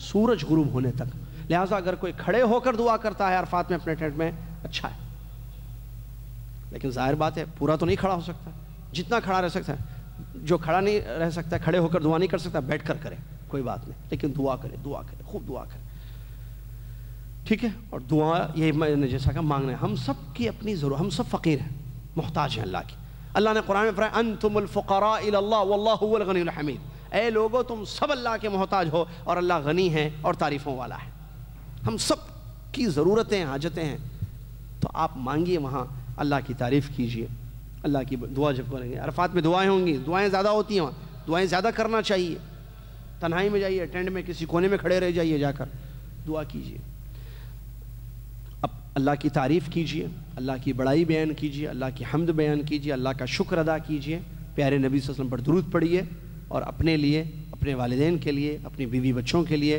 اپنے بھائی بہنوں کے لیے، اپنے پڑوسیوں رشتہ داروں کے لیے، اپنے پڑوسیوں کے لیے، عامۃ المسلمین کے لیے دعائیں کیجیے۔ حالات دنیا کے آپ کے سامنے ہیں، سوریہ اور دیگر فلسطین، جانتے ہیں مسلمانوں کے حالات، آپ عرفات میں ہوں گے، وہ عرفات میں نہیں ہوں گے، اللہ نے آپ کو پہنچا دیا اس مقدس مقام تک، اور وہ وقت دے دیا جو دعاؤں کا وقت ہے، قبولیت کا وقت ہے، مانگیے اللہ تعالیٰ سے، اپنے ماضی کے ذریعے اللہ تعالیٰ سے توبہ کیجیے، گناہوں کی بخشش طلب کیجیے، شرک سے اگر کوئی توبہ کرتا ہے، شرک معاف ہوتا ہے نہیں ہوتا ہے؟ معاف ہوتا ہے۔ ایک آدمی کافر تھا، وہ توبہ کر کے کلمہ پڑھتا ہے، کلمہ پڑھتا ہے، اس کے پورا کفر معاف ہے۔ ایک آدمی شرک کرتا تھا، سجدے کرتا تھا غیر اللہ کو، نظر و نیاز غیر اللہ، ذبح لغیر اللہ تھا، اب وہ عرفات میں اس کو توحید سمجھ میں آ گئی، توحید آ گئی، اس کے علم لے لیا توحید کا، وہ اللہ سے اپنے شرک کی معافی مانگ رہا ہے، اللہ میں نے بہت غیر اللہ تیرے سوا لوگوں کو بڑے سجدے میں نے کیا، معافی مانگ رہا ہے، اللہ قبول کرتا ہے، معاف کر دیتا ہے اس کو، جتنے بھی گناہ ہیں اللہ سے سچے دل سے معافی مانگی، اللہ تعالیٰ معاف کر دیتا ہے۔ اور جائز چیزیں، جنت مانگیے اللہ تعالیٰ سے، جہنم کی پناہ، دنیا میں ہدایت مانگیے، دنیا میں امن و امان کی زندگی، ہر مسلمان کو کے لیے ایک ضرورت ہے دنیا کی کہ وہ امن چاہتا ہے، شانتی، پیسفل لائف چاہتا ہے، کہ بم نہ گرے، گولیاں نہ مارے، ایک موبائل کے لیے اس کو جو ہے شوٹ نہ کیا جائے کراچی کے روڈوں پر، مثال دے رہا ہوں، امن چاہتا ہے، وہ پیسفل چاہتا ہے، ہر جگہ کوئی بھی علاقہ ہو، نام ہم نے مثال لی ہے ایسی تھوڑی، اس کا یہ مطلب نہیں ہے کہ ایک علاقہ دوسرے نہیں. آدمی پیسفل لائف چاہنا چاہتا ہے تو آدمی جو ہے اللہ تعالیٰ سے وہاں دعائیں کرے. وہ مانگنے کا اور دعاؤں کا وقت ہے، خوب دعا کرے. سورج غروب ہو گیا، ظہر کے کیا کہتے ہیں مغرب کی نماز نہیں پڑھنا، یہ سنت ہے پیارے نبی صلی اللہ علیہ وسلم کہ وہاں مغرب کی نماز آپ کو نہیں پڑھنی ہے. حالانکہ سورج غروب ہو گیا ہے، یہاں آج سورج غروب ہوگا ہم مغرب پڑھیں گے، وہاں سورج غروب ہوگا تب بھی ہم مغرب نہیں پڑھیں گے. کیوں؟ کیونکہ محمد صلی اللہ علیہ وسلم نہیں پڑھے. سورج غروب ہو گیا، یقین ہو گیا، وہاں سے نکلنا ہے. کہاں؟ مزدلفہ کے لیے، آرام سے، سکون سے. کیونکہ نبی صلی اللہ علیہ وسلم جب نکلے تو آپ اونٹنی پڑھتے پیارے نبی صلی اللہ علیہ وسلم، نکیل پکڑ لی، السکینہ السکینہ کہا لوگوں سے. لوگ جلدی جلدی جا رہے تھے، آپ کے اطراف جو ہے صحابہ یا لوگ جو ہے جلدی جا رہے تھے، تو آپ نے یہ الفاظ میں یا ایھا الناس السکینہ السکینہ، اے لوگو آرام سے سکون سے جاؤ، آرام سے. یہ نکلے کہاں؟ مزدلفہ. مزدلفہ میں پہنچیں گے جب بھی، جس وقت بھی، اور تلبیہ پڑھتے رہنا ہے. لبیک اللہم لبیک لبیک لا شریک لک لبیک ان الحمد والنعمت لک والملک لا شریک لک. توحید کا اظہار ہو رہا ہے. صحابہ اتنا پڑھتے تھے کہ آواز ان کی ہو جاتی تھی، کیا سوکھ جاتی تھی، آواز بند ہو جاتی، اتنا پڑھتے تھے. اور آپ لبیک، آپ کی آواز پہاڑ، درخت، راستے، یہ سب گواہی دیں گے کل قیامت کے. اس نے لبیک پڑھا ہے، اللہ لبیک اللہم لبیک. اور حدیث میں نبی صلی اللہ علیہ وسلم نے یہ فرمایا ہے الحج العج والثج. حج میں دو بڑے کام ہیں اہم، حج کے کاموں میں دو اہم کام ہیں، لبیک پڑھنا اور جانوروں کی قربانی. لبیک حاجی کم پڑھتے ہیں، پتہ نہیں کیوں، زیادہ پڑھتے رہیں. ٹرین میں جا رہے ہیں پڑھتے ہوئے جائیے، بس میں جا رہے ہیں پڑھتے ہوئے جائیے، پیدل جا رہے ہیں لبیک اللہم لبیک پڑھتے جائیے. بعض لوگ ایک دو مرتبہ پڑھ کے چھوڑ دیتے ہیں، اسٹینڈرڈ لائف پتہ نہیں کیا ہے. ارے پڑھو، حج ہے، حج کے کام میں سے یہ پڑھنا ہے. مرد بلند آواز سے پڑھے گا، عورتیں آہستہ پڑھیں گی. بعض لوگ پتہ نہیں کیا سمجھتے ہیں، کیا چیخ کے جا، نہیں، یہ سنت ہے بھائی، چیخنا نہیں ہے، وہ بلند آواز سے پڑھنا ہے. اور یہ نبی صحابہ کا طریقہ ہے لبیک پڑھنا. پڑھیے لبیک کثرت سے پڑھیے. مزدلفہ میں پہنچیں گے انشاءاللہ. یہ کون سا دن چل رہا ہے؟ عرفہ ہی ہے، رات ہو رہی ہے اس کی. مزدلفہ میں جب بھی ہم پہنچیں گے، مغرب اور عشاء ایک اذان دو اقامت کے ساتھ قصر کر کے پڑھ لیں گے. عام طور پر جیسے سوائے کہ گورنمنٹ کا عام طور ٹینٹس نہیں ہوتے ہیں وہاں پر مزدلفہ میں، میدان میں لوگ رہتے ہیں اپنی چادریں بچھا کر، سترا رکھ کر. وضو خانے موجود ہیں، سب فارغ ہوں گے. کیا کہتے ہیں مغرب اور عشاء پڑھیں گے. پہلے مغرب پڑھیں گے، پھر عشاء پڑھیں گے. مغرب کی نماز 3 رکعت، عشاء کی نماز 2 رکعت پڑھیں گے. اس کے بعد وتر بھی پڑھیں گے، میں نے بتایا تھا وتر. اس کے بعد کیا کریں گے؟ سوئیں گے بس. بعض لوگ جو ہے کنکریاں بھی چنتے ہیں وہاں پر، جبکہ کوئی یہ ضروری نہیں ہے کہ وہیں سے کنکریاں آپ سنیں. 7 کنکریاں مارنی ہے، وہ کل اگلے دن یوم النحر، جو یوم العید بھی بولتے ہیں جس کو، اس دن جو ہے کنکریاں کہیں بھی لے لیں آپ. بہرحال رات میں آپ سو جائیں گے، جو پیارے وسلم کی سنت ہے. ٹھیک ہے، کوئی خاص عمل اس رات کا نبی صلی اللہ علیہ وسلم کا سونے کے علاوہ نہیں بتایا گیا حدیث میں، تو اس کا مطلب سونا ہی. چلیے صبح اٹھیں گے، ہم مزدلفہ میں اٹھیں گے. اور وہ جو صبح مزدلفہ میں اٹھیں گے انشاءاللہ، تو وہ کون سا دن ہوگا؟ 10 تاریخ، جس کو یوم النحر کہتے ہیں. نحر کیونکہ اس دن قربانیاں ہوتی ہیں. اس کو یوم العید بھی بولتے ہیں، لیکن عید تو ظاہر بات ہے، وہ تو حاجی تو وہاں ہوتا ہے، اس کے اپنے کام ہے، وہ تو عید کی نماز نہیں پڑھتا ہے وہاں پر. ٹھیک ہے، یا عید نہیں ہوتی اس کی وہاں پر. چلیے اب اس دن، یہ بڑا دن ہے، ذرا بڑے کام ہے، بڑے اہم کام ہے اس دن. فجر کی نماز تو وہیں مزدلفہ میں اس نے پڑھ لی. اب فجر کی نماز کے بعد دعا کرنا ہے مزدلفہ میں بھی. اللہ نے قرآن میں فرمایا فَاذْكُرُوا اللَّهَ فَإِذَا أَفَضْتُم مِّنْ عَرَفَاتٍ فَاذْكُرُوا اللَّهَ عِندَ الْمَشْعَرِ الْحَرَامِ وَاذْكُرُوهُ كَمَا هَدَاكُمْ. جب تم عرفات سے نکلو تو مشعر حرام کے پاس اللہ کا ذکر کرو، اور ویسے ذکر کرو جیسے اللہ نے تمہیں ہدایت دی. یہ آیت ہے قرآن کی. تو مشعر حرام کی کہاں ہے وہ جگہ؟ جو مسجد ہے مزدلفہ میں، اس مسجد کے اطراف کا جو علاقہ ہے اس کو کہتے ہیں مشعر حرام. اسی لیے اس مسجد کا نام مسجد مشعر حرام ہے. چلیں آپ مسجد کے پاس ہیں یا دور ہیں، کہیں بھی ہے مزدلفہ میں، اب دعا کیجیے. فجر کے بعد دعا کرنا ہے، سورج نکلنے سے پہلے تک. اور سفیدی چھا گئی آسمان میں، سورج نہیں نکلا ابھی، آپ نکل جائیے مینا کے لیے۔ مینا پہنچ کر آپ کا پہلا کام جو سنت کے مطابق ہے، افضل ہے، واجب نہیں ہے، ترتیب واجب نہیں ہے، افضل ہے، وہ ہے کنکریاں مارنا بڑے جمرے کو 7۔ عورتیں بھی ماریں گی، مرد بھی ماریں گے۔ اگر کوئی، اور ایک بات، یہ جو مزدلفہ میں رات گزارنا ہے واجب ہے حج کا، یہاں سے نکلنا ہے فجر کے بعد، یہی سنا ہے۔ لیکن اگر کسی کے ساتھ عورتیں ہیں، ضعیف لوگ ہیں، ٹھیک ہے، یا ذمہ دار کام کے لوگ، وہ آدھی رات کے بعد، چاند غروب ہونے کے بعد نکل سکتے ہیں، سورج نہیں، یا رات میں سورج کہاں غروب ہوتا ہے، چاند غروب ہونے کے بعد نکل سکتے ہیں، اجازت ہے ان کی۔ باقی لوگ تو صبح تک رہیں گے وہاں پر۔ چلیے، کنکریاں بڑے جمرے کو مارنا ہے۔ اللہ جزائے خیر دے مملکت عربیہ سعودیہ کو۔ لاسٹ ایئر تک جو ہم مارے، ابھی لاسٹ ایئر تو 4th فلور پہ مارے تھے، اس سال 5th فلور بھی شاید تیار ہوگا، نہیں معلوم، میں گیا نہیں، دیکھا نہیں۔ تو بہرحال ground floor, 1st floor, 2nd floor, 3rd floor, 4th floor جائیے، جہاں سے بھی جانا ہے آپ کو جائیے، کنکریاں ماریے بڑے جمرے کو، اوپر سے ماریے، نیچے سے ماریے، جائیں گی ایک ہی جگہ۔ ایسا سسٹم انہوں نے بنا دیا ہے، نبی سی دیوار ہے ایسا بنا، آپ نے دیکھا ہوگا۔ کنکری وہیں جاتی ہیں جہاں جانا چاہیے، ساری کنکریاں، اگر آپ ڈھنگ سے ماریں گے۔ ہاں دور سے مار رہے آپ کو پتہ ہی نہیں کہ ہاؤس میں گر رہی ہیں کنکریاں یا نہیں، یہ آپ کی غلطی ہے۔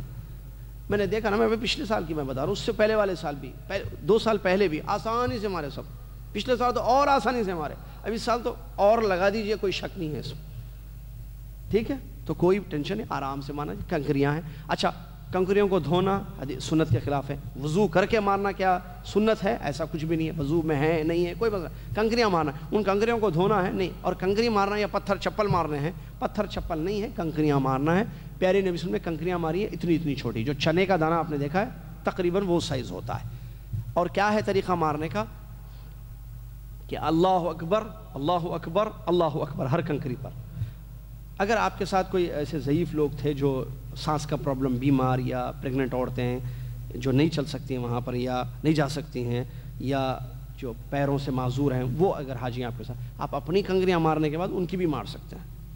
اور یہاں ایک بات بتاؤں، بعض لوگ جو ہے حج نہیں کرتے ہیں اور اپنے والدین، بوڑھے والدین کی طرف سے جا کے کنکری مارتے ہیں، غلط۔ کنکری مارنے والا بھی حاجی ہونا چاہیے، ٹھیک ہے نا؟ چلیے، کنکریاں مار دی آپ، ایک کام ہو گیا۔ دوسرا کام قربانی ہے، آپ جانوروں کی قربانی دیجیے۔ جانوروں کی قربانی کی 2 شکل ہو سکتی ہے، یا تو آپ خود دیں گے یا آپ کسی کو کہیں گے آپ دے دیجیے ہماری طرف سے، دونوں جائز ہے۔ نبی صلی اللہ علیہ وسلم نے حضرت علی کو کہا تھا کہ جانور ذبح کر دینا، نبی صلی اللہ علیہ وسلم کی طرف سے انہوں نے جانور، اونٹ کی قربانی دی گئی تھی۔ اور یہ قربانی جو عید کی معذرت، عید نہیں، یہ حج کی قربانی جس کو ہدی تمتع، یہ متمتع اور قران کرنے والے کے لیے ہے، افراد کرنے والے کے لیے نہیں ہے، ٹھیک ہے نا؟ چلیے، یہ قربانی جدہ میں نہیں ہوگی، یہ قربانی مکہ یا مینا، بس مینا کے حدود میں یا مکہ کے حدود میں بس، اور کہیں اور نہیں ہو سکتی، کسی اور جگہ یہ حج کی قربانی نہیں ہوگی، ٹھیک ہے؟ چلیے، اس کے بعد اچھا، جیسے آپ خود کر رہے ہیں یا کسی کو دے دیا تو قربانی ہو گئی۔ دوسرا کام، کنکری بھی ہو گئی، مار دی، قربانی بھی ہو گئی۔ اب بال نکالنے ہیں سر کے، پورے بال نکال لیجیے، افضل ہے۔ کٹنگ کرانا جائز ہے، عورتیں چوٹی کے 1 پور بال کٹ کریں گے، جیسے عمرے میں کٹ کرتی ہیں، معلوم ہے، اور اس کے لیے وہاں باقاعدہ بنے ہوئے ہیں حجام شاپس، وہاں جائیے۔ راستے میں بیٹھیں گے، وہ اللیگل لوگ ہوتے ہیں، وہ 10 ریال پیسوں کے لیے، اب وہ بیٹھیں گے، وہ سر نکالے گا، بلدیہ والا آئے گا، بھاگ جائے گا وہ، آپ کا آدھا سر، ہاں یہ ہوتا ہے، میں اس لیے بتا دے رہا ہوں صاف صاف، آدھا سر وہ پریشان ہے، کہاں جاؤں میں، پھر ادھر جاؤ، بولے گا چلو اس کو ایکسٹرا پھر پیسے دو، لائن میں۔ تو گورنمنٹ نے باقاعدہ انتظام کیا ہے، وہاں آپ جائیے، جو ہے یہ اللیگل کام میں سوائے نقصان کے کوئی اور چیز نہیں ہے۔ بہرحال بال نکال دیے، کتنے کام ہو گئے؟ 3 کام ہو گئے نا بھائی، کنکری، قربانی، بال، حلق یا قصر۔ چوتھا ایک کام ہے جو مکہ کا کام ہے، طواف افاضہ، جس کو طواف زیارہ، طواف حج بھی کہتے ہیں۔ طواف افاضہ رکن ہے، تمتع کرنے والے، افراد کرنے والے سب جائیں گے، طواف افاضہ کریں گے مکہ، اور اس کے ساتھ سعی کریں گے تمتع والے، کنفرم۔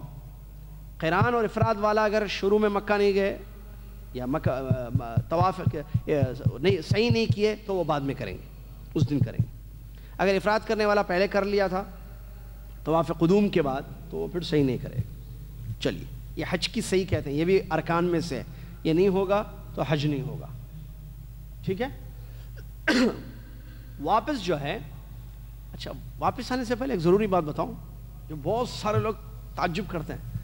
یہ دو ضروری باتیں یہاں. 4 کام ترتیب سے کرنا ہے یا بغیر ترتیب کے بھی کر سکتے ہیں؟ ترتیب سے کر سکتے ہیں، بغیر ترتیب کے بھی کر سکتے ہیں. ترتیب سے ویری گڈ، بغیر ترتیب جائز. ترتیب سے ہو تو ٹھیک. بعض لوگ سمجھتے ہیں کہ یہ 4 کام ترتیب سے کرنا واجب ہے. نہیں، افضل ہے. یہ واجب جو بتاتے ہیں اس کی دلیل نہیں ہے، افضل کی دلیل ہے. آگے پیچھے کرنا صحابہ نے آگے پیچھے کیے ہیں. صحابہ آپ حدیثیں پڑھتے جائیں، جو حدیثیں اس دن کی آئی ہیں، کسی نے پہلے کچھ کیا، کسی نے پہلے قربانی دی پھر بال نکالے، کسی نے پہلے بال نکالا پھر قربانی دی، کسی نے پہلے کنکری مارا، آگے پیچھے کیے. یہ 4 کام جو ہے نا، کنکری مارنا، قربانی دینا، بال نکالنا، طواف اور سعی، سب میں آگے پیچھے ہوا ہے. آگے پیچھے آگے پیچھے آگے پیچھے. پیارے نبی وسلم کا ایک ہی جواب تھا عبداللہ بن عباس رضی اللہ، فلا حرج فلا حرج، کوئی حرج نہیں ہے، جائز ہے، کوئی حرج نہیں ہے. اگر کوئی کہتا ہے کہ یہ نہیں صحابہ کے لیے شاید خاص تھا تو اس کی کیا دلیل ہے؟ بعد والوں کے لیے نہیں، اس کی آپ یہ خاص جو آپ کہہ رہے ہیں، ہم تو حدیث میں تو نہیں ہے. صحابہ کے لیے آپ نے فرمایا کہ یہ تمہارے لیے ہے، کسی اور کے لیے نہیں ہے، ایسا تو نہیں ہے، عام ہے حکم. تو بعد والوں کے لیے افضل یہ ہے کہ ترتیب کر لی جائے، آگے پیچھے جائز ہے. ٹھیک ہے. اب کنکری مار دیے، قربانی دے دیے، پیسہ کسی کو یا بینک میں دے دیا، کسی بھروسے والے کو دے دی، اس نے قربانی کر دی. اور تیسرا کام بال. ان تینوں میں سے 2 کام کریں گے. کنکری مارنے کے بعد بال نکالے یا قربانی کر دیے تو آپ احرام کھول سکتے ہیں. ساری چیزیں جو احرام کی پابندیاں ہیں ختم ہو جائیں گی سوائے بیویوں کے، ہم بستری کے، وہ جائز نہیں ہے جب تک کہ طواف نہ کریں آپ. اس کے بعد جائز ہو جائیں گی، حلال ہوں گی مطلب. اب یہ 3 کام کر لیے سمجھیے، بال بھی کنکری بھی مار دیے، قربانی بھی ہو گئی، بال بھی نکال دیے. کپڑے پہن کے جا کے طواف کریں گے. لوگ بولتے کپڑے پہ طواف کیسے ہوتا؟ یہ کنفیوژن ہے لوگوں کا جو میں بتانا چاہ رہا تھا. لوگ بولتے ایسے کیسے، عجیب ہے، یہ توپ پرا کرتا، یہ کرتا پاجامے پہ طواف کر رہا ہے. تو طواف کیا احرام پر کرنا شرط ہے؟ یہ نہیں ہے. آپ نے 3 کام کر لیا، ختم ہے مسئلہ. اب آپ کپڑوں پر بھی طواف کریں گے تو صحیح ہے، طواف افاضہ اور صحیح. ٹھیک ہے. اس کے بعد واپس مینا آنا ہے، رات میں قیام مینا. بعض لوگ ہم تھک گئے ہیں، وہ رشتہ دار ہیں یا دوست ہیں، رات میں وہیں سو جاتے ہیں. رات کہاں گزارنی ہے آپ کو؟ واپس مینا. ہاں آنے میں اگر دیر ہو گئی کوئی بات نہیں، راستے میں ہی رات ختم ہو گئی پوری، ایسے بھی ہوا ہے. فجر ہو گئی، گاڑیاں خراب ہو گئی لوگوں کی، راستوں میں ایسے مسئلے ہوئے ہیں تو کوئی بات. آپ کی نیت تھی، اجر ملے گا، جیسا کہ تھوڑی دیر پہلے ہم نے بتا دیا ہے. اگر کوئی بوڑھاپی کی وجہ سے، یہ افضل ہے جو ہم نے کہا ہے، طواف افاضہ اس دن نہ کرے، اگلے دن کر سکتا ہے. جی ہاں. 12 تاریخ کو بھی کر سکتا ہے. جی ہاں. ٹھیک ہے نا. مجبوری ہے، نہیں کر پایا اس دن 10 تاریخ کو، تو وہ 11 تاریخ کو جا کر طواف افاضہ اور صحیح کر لے، جائز ہی. اب جب واپس آئیں گے مینا میں، سو جائیں گے آ کر، رات ختم، صبح اگلی 11 تاریخ. یہ ہے ایام تشریق کا آغاز. 11 تاریخ کو صرف جو اصل ایک کام کرنا ہے وہ ایک ہے، 3 جمرات کو کنکریاں مارنا ہے، چھوٹا، منجلا اور بڑا، ترتیب سے 7 7 7. اور دعائیں بھی کرنی ہے کنکری مار کر، چھوٹے جمرات کے پاس بھی اور بڑے جمرات کے پاس، منجلے جمرے کے پاس کنکری مارنے کے 7 7 7. ظہر کے بعد مارنا ہے، سنت. ٹھیک ہے. کب تک؟ رات تک. ظہر کے بعد، عصر کے بعد، مغرب کے بعد جا کے ماریے. مینا میں ہی ہے، باہر تو جانا نہیں ہے، ماریے کنکری کسی بھی وقت. اس کے علاوہ کیا ہے؟ فرض نمازیں اپنے اپنے وقت میں قصر کر کے پڑھیں گے. اس کے علاوہ دعائیں، عبادات، نیک اعمال، کیونکہ آپ مینا میں. ٹھیک ہے.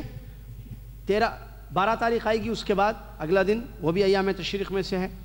اللہ تعالیٰ نے قرآن اس دن جو ہے اللہ تعالیٰ نے فرمایا فمن تعجل فی یومین فلا اثم علیہ ومن تأخر فلا اثم علیہ لمن اتقى. جو 2 دن جلدی کر کے جانا چاہے اس میں کوئی حرج نہیں ہے، جو 3 دن رک کر جانا چاہے اس میں کوئی حرج نہیں ہے، اس کے لیے جو اللہ سے ڈرتا ہے. تو افضل ہے 13 تاریخ تک رکنا، لیکن 12 کو بھی جانا جائز ہے. 12 تاریخ کے دن وہی کام کریں گے جو 11 کو ہم نے کیا ہے، یعنی 3 جمرات کو ترتیب سے کنگنیاں ماریں گے، 7 7 7، چھوٹا منجلا بڑا، ٹھیک ہے۔ چلیے 12 تاریخ کو جو جانا چاہتے ہیں، متعجلین کہتے ہیں، تعجل نکل کے جائز ہے جو کہ، تو وہ لوگ مغرب سے پہلے مینا چھوڑ دیں۔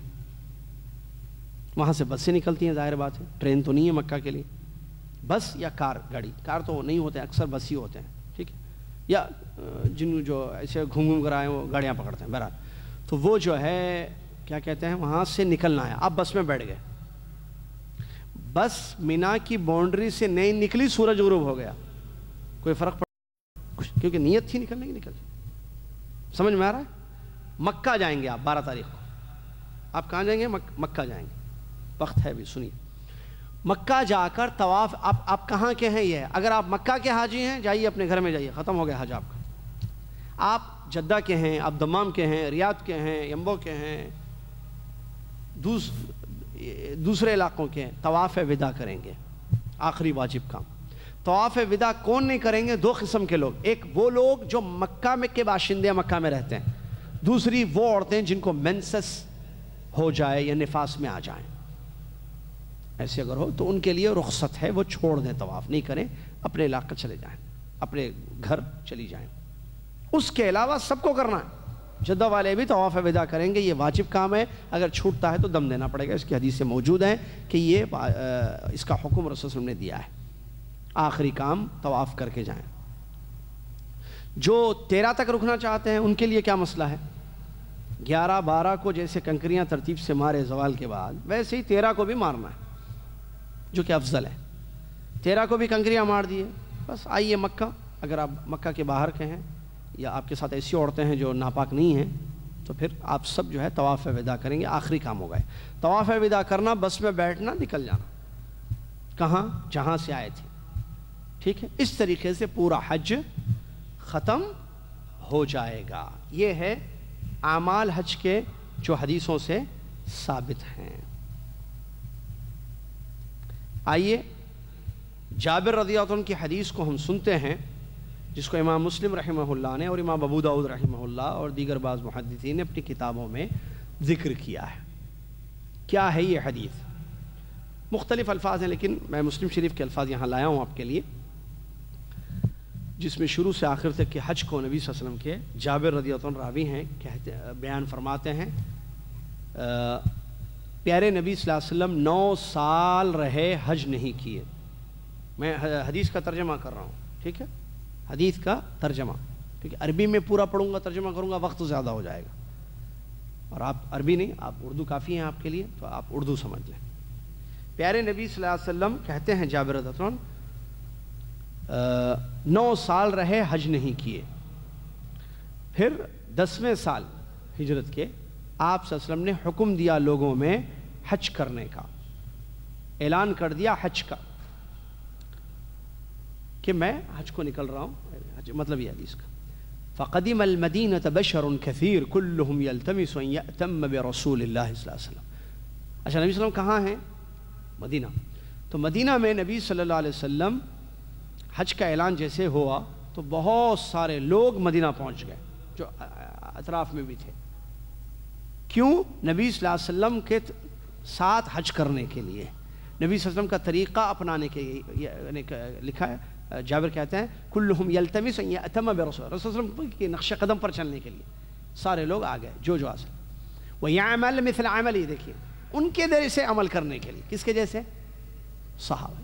اگر حدیث کی تشریح کو بہت وقت چاہیے اصل، اس لیے میں نہیں کر رہا، اس میں جذبہ تھا صحابہ کے دلوں میں پیارے نبی صلی اللہ علیہ وسلم کی اقتداء کا، اتباع کا، اطاعت کا، جو آج مفقود ہے ہمارے پاس۔ کہتے ہیں سب آئے کیوں مدینہ؟ بدر سے کیوں نہیں چلے گئے، ادھر سے کیوں نہیں چلے گئے، مکہ میں مل لیں گے رسول صلی اللہ علیہ وسلم کے ساتھ؟ نہیں، رسول صلی اللہ علیہ وسلم کے ساتھ جائیں گے، ان کو دیکھیں گے، وہ جو کریں گے ہم بھی وہی کریں گے۔ اللہ اکبر، یہ ہے جذبہ، یہ ہے محبت۔ فخرجنا معه، جابر کہتے ہیں تو ہم نبی صلی اللہ علیہ وسلم کے ساتھ نکلے، یہاں تک کہ ہم ذوالحلیفہ آئے۔ کہاں آئے؟ ذوالحلیفہ۔ غور سے سنیے حدیث، عورتیں بھی سن رہی ہیں انشاءاللہ۔ ذوالحلیفہ کیا ہے؟ یہ میقات ہے مدینہ کا، ابھی آ رہے لیجیے۔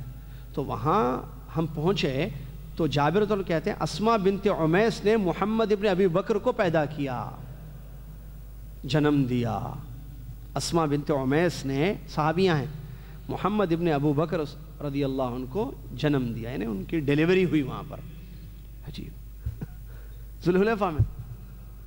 یہ پہلے کی عورت ہے، میں نے کہا تشریح کا وقت نہیں ہے، بہرحال آج کل تو مسئلے ہیں، بہرحال چلیے۔ اب لوگ وہی کہ وہاں کیسی ڈیلیوری ہو، ڈیلیوری آیا جو ہے گھروں میں ڈیلیوری کرتی تھی پاکستان انڈیا میں، ہے نا بھائی، وہ آج کل جو ہے وہ چاہیے، وہ الٹرا ساؤنڈ، لمبے لمبے مسئلے، لمبے، یہ کھانا، یہ نہیں وہ کھانا، چلے دوائیاں شوائیاں، اللہ صحت اور عافیت سے ہماری عورتوں کو رکھے، آمین۔ کہتے ہیں جابر رضی اللہ عنہ، جب انہوں نے بیٹے کو جنم دیا محمد کو، اسما رضی اللہ عنہ نے، تو نبی صلی اللہ علیہ وسلم کے پاس پیغام بھیجا کہ میں کیا کروں، اب تو کیونکہ ڈیلیوری کے بعد ناپاک ہو جاتی ہے نا عورت، معلوم ہے آپ کو، تو میں کیا کروں؟ تو نبی صلی اللہ علیہ وسلم نے ان سے فرمایا اغتسلی، تم غسل کرو، واستثفری بثوب وحرمی، اور کپڑا باندھ لو اچھی طریقے سے تاکہ ناپاکی نہ ہو، گندگی نہ گرے، اور احرام باندھ لو۔ سنیے مسئلہ، یہ ڈیلیوری میں ہے، نفاس میں ہے، نبی صلی اللہ علیہ وسلم نے احرام باندھنے کا حکم دیا، میں نے کہا اس لیے حدیث ہے، تو مینسس میں ہو یا نفاس میں ہو عورت احرام باندھ سکتی ہے، لیکن جو کرنا ہے وہ کرے گی، طواف نہیں کرے گی، سارے کام کرے گی، طواف نہیں کرے گی، جب پاک ہو جائے گی غسل کر کے طواف بھی کرے گی۔ نبی صلی اللہ علیہ وسلم نے ان کو حکم دیا کہ غسل کرو، کپڑا باندھ لو اور احرام باندھ لو، احرام باندھو یعنی نیت کرو، نکلو، چلو ہمارے ساتھ۔ اس کے بعد کہتے ہیں جابر رضی اللہ عنہ، نبی صلی اللہ علیہ وسلم نے مسجد میں نماز پڑھی اور اس کے بعد قصوہ پر سوار ہوئے۔ قصوہ آپ کی اونٹنی کا نام ہے، اونٹنی پر سوار ہوئے۔ ابھی آپ نے لبیک نہیں پڑھا ہے، ٹھیک ہے، اونٹنی پر سوار ہو گئے۔ وہ جو نماز پڑھی تھی ظہر کی نماز تھی، ایک روایت میں جیسے ظہر کی نماز کے بعد آپ نے احرام باندھا تھا۔ مسجد ذوالحلیفہ میں آپ پہنچے تو آپ کو کہا گیا ایک روایت میں کہ آپ بابرکت علاقے میں آئیں، آپ 2 رکعت نماز پڑھیے، ٹھیک ہے، چلیے۔ اس کے بعد کہتے ہیں جابر رضی اللہ عنہ، قصوہ پر سوار ہوئے حتی اذا استوت بہ ناقۃ علی البیدہ، یہاں تک کہ وہ ٹھہر گئی، اس پر جم گئے، تو نبی صلی اللہ علیہ وسلم نے اونٹنی پر سے اپنے دائیں اور اپنے بائیں اور آگے پیچھے دیکھا تو مجمع تھا صحابہ کا، ایک بہت بڑی تعداد صحابہ کی، کوئی سوار تھے، کوئی پیدل چل رہے تھے، جن کو جانور مل گیا وہ جانور پر سوار ہو گئے صحابہ، اور کچھ پیدل بھی تھے، اور پیچھے بھی نبی صلی اللہ علیہ وسلم کے کافی لوگ تھے، اور نبی صلی اللہ علیہ وسلم پر قرآن کا نزول ہوتا تھا اور وہ قرآن کی تعویل جانتے تھے، یعنی تفسیر، اور وہ جو کچھ کرتے تھے ہم وہی کرتے تھے۔ حدیث کا ترجمہ کر رہا ہوں، جابر کہتے ہیں نبی صلی اللہ علیہ وسلم جو کچھ کرتے تھے ہم بھی کرتے تھے۔ اب یہ کہاں ہیں؟ اونٹنی پر۔ فَأَحَلَّ بِالتَّوْحِيدِ، توحید کا تلبیہ آپ نے باندھا، توحید کا تلبیہ آپ نے پڑھا۔ کیا کہہ رہے ہیں؟ توحید کا تلبیہ، کیونکہ اس میں توحید ہے۔ کیا ہے وہ؟ لبیک، کہتے ہیں لبیک آپ نے پڑھا، توحید کا تلبیہ، لبیک اللہم لبیک۔ ترجمہ، اے اللہ میں حاضر ہوں، اے اللہ میں حاضر ہوں، لبیک لا شریک لک، اے اللہ میں حاضر ہوں، تیرا کوئی شریک نہیں ہے، ان الحمد والنعمت لک، بے شک تعریفیں اور نعمتیں تیرے لیے ہیں اور بادشاہت تیرے لیے ہے، لا شریک لک، تیرا کوئی شریک نہیں ہے۔ اور لوگوں نے بھی یہی لبیک پڑھا جو نبی صلی اللہ علیہ وسلم کا لبیک تھا۔ نبی صلی اللہ علیہ وسلم نے کسی کو منع نہیں کیا یہ پڑھنے سے، اور نبی صلی اللہ علیہ وسلم لبیک پڑھتے رہے۔ جابر کہتے ہیں ہم نے حج کی نیت کی تھی، عمرہ نہیں۔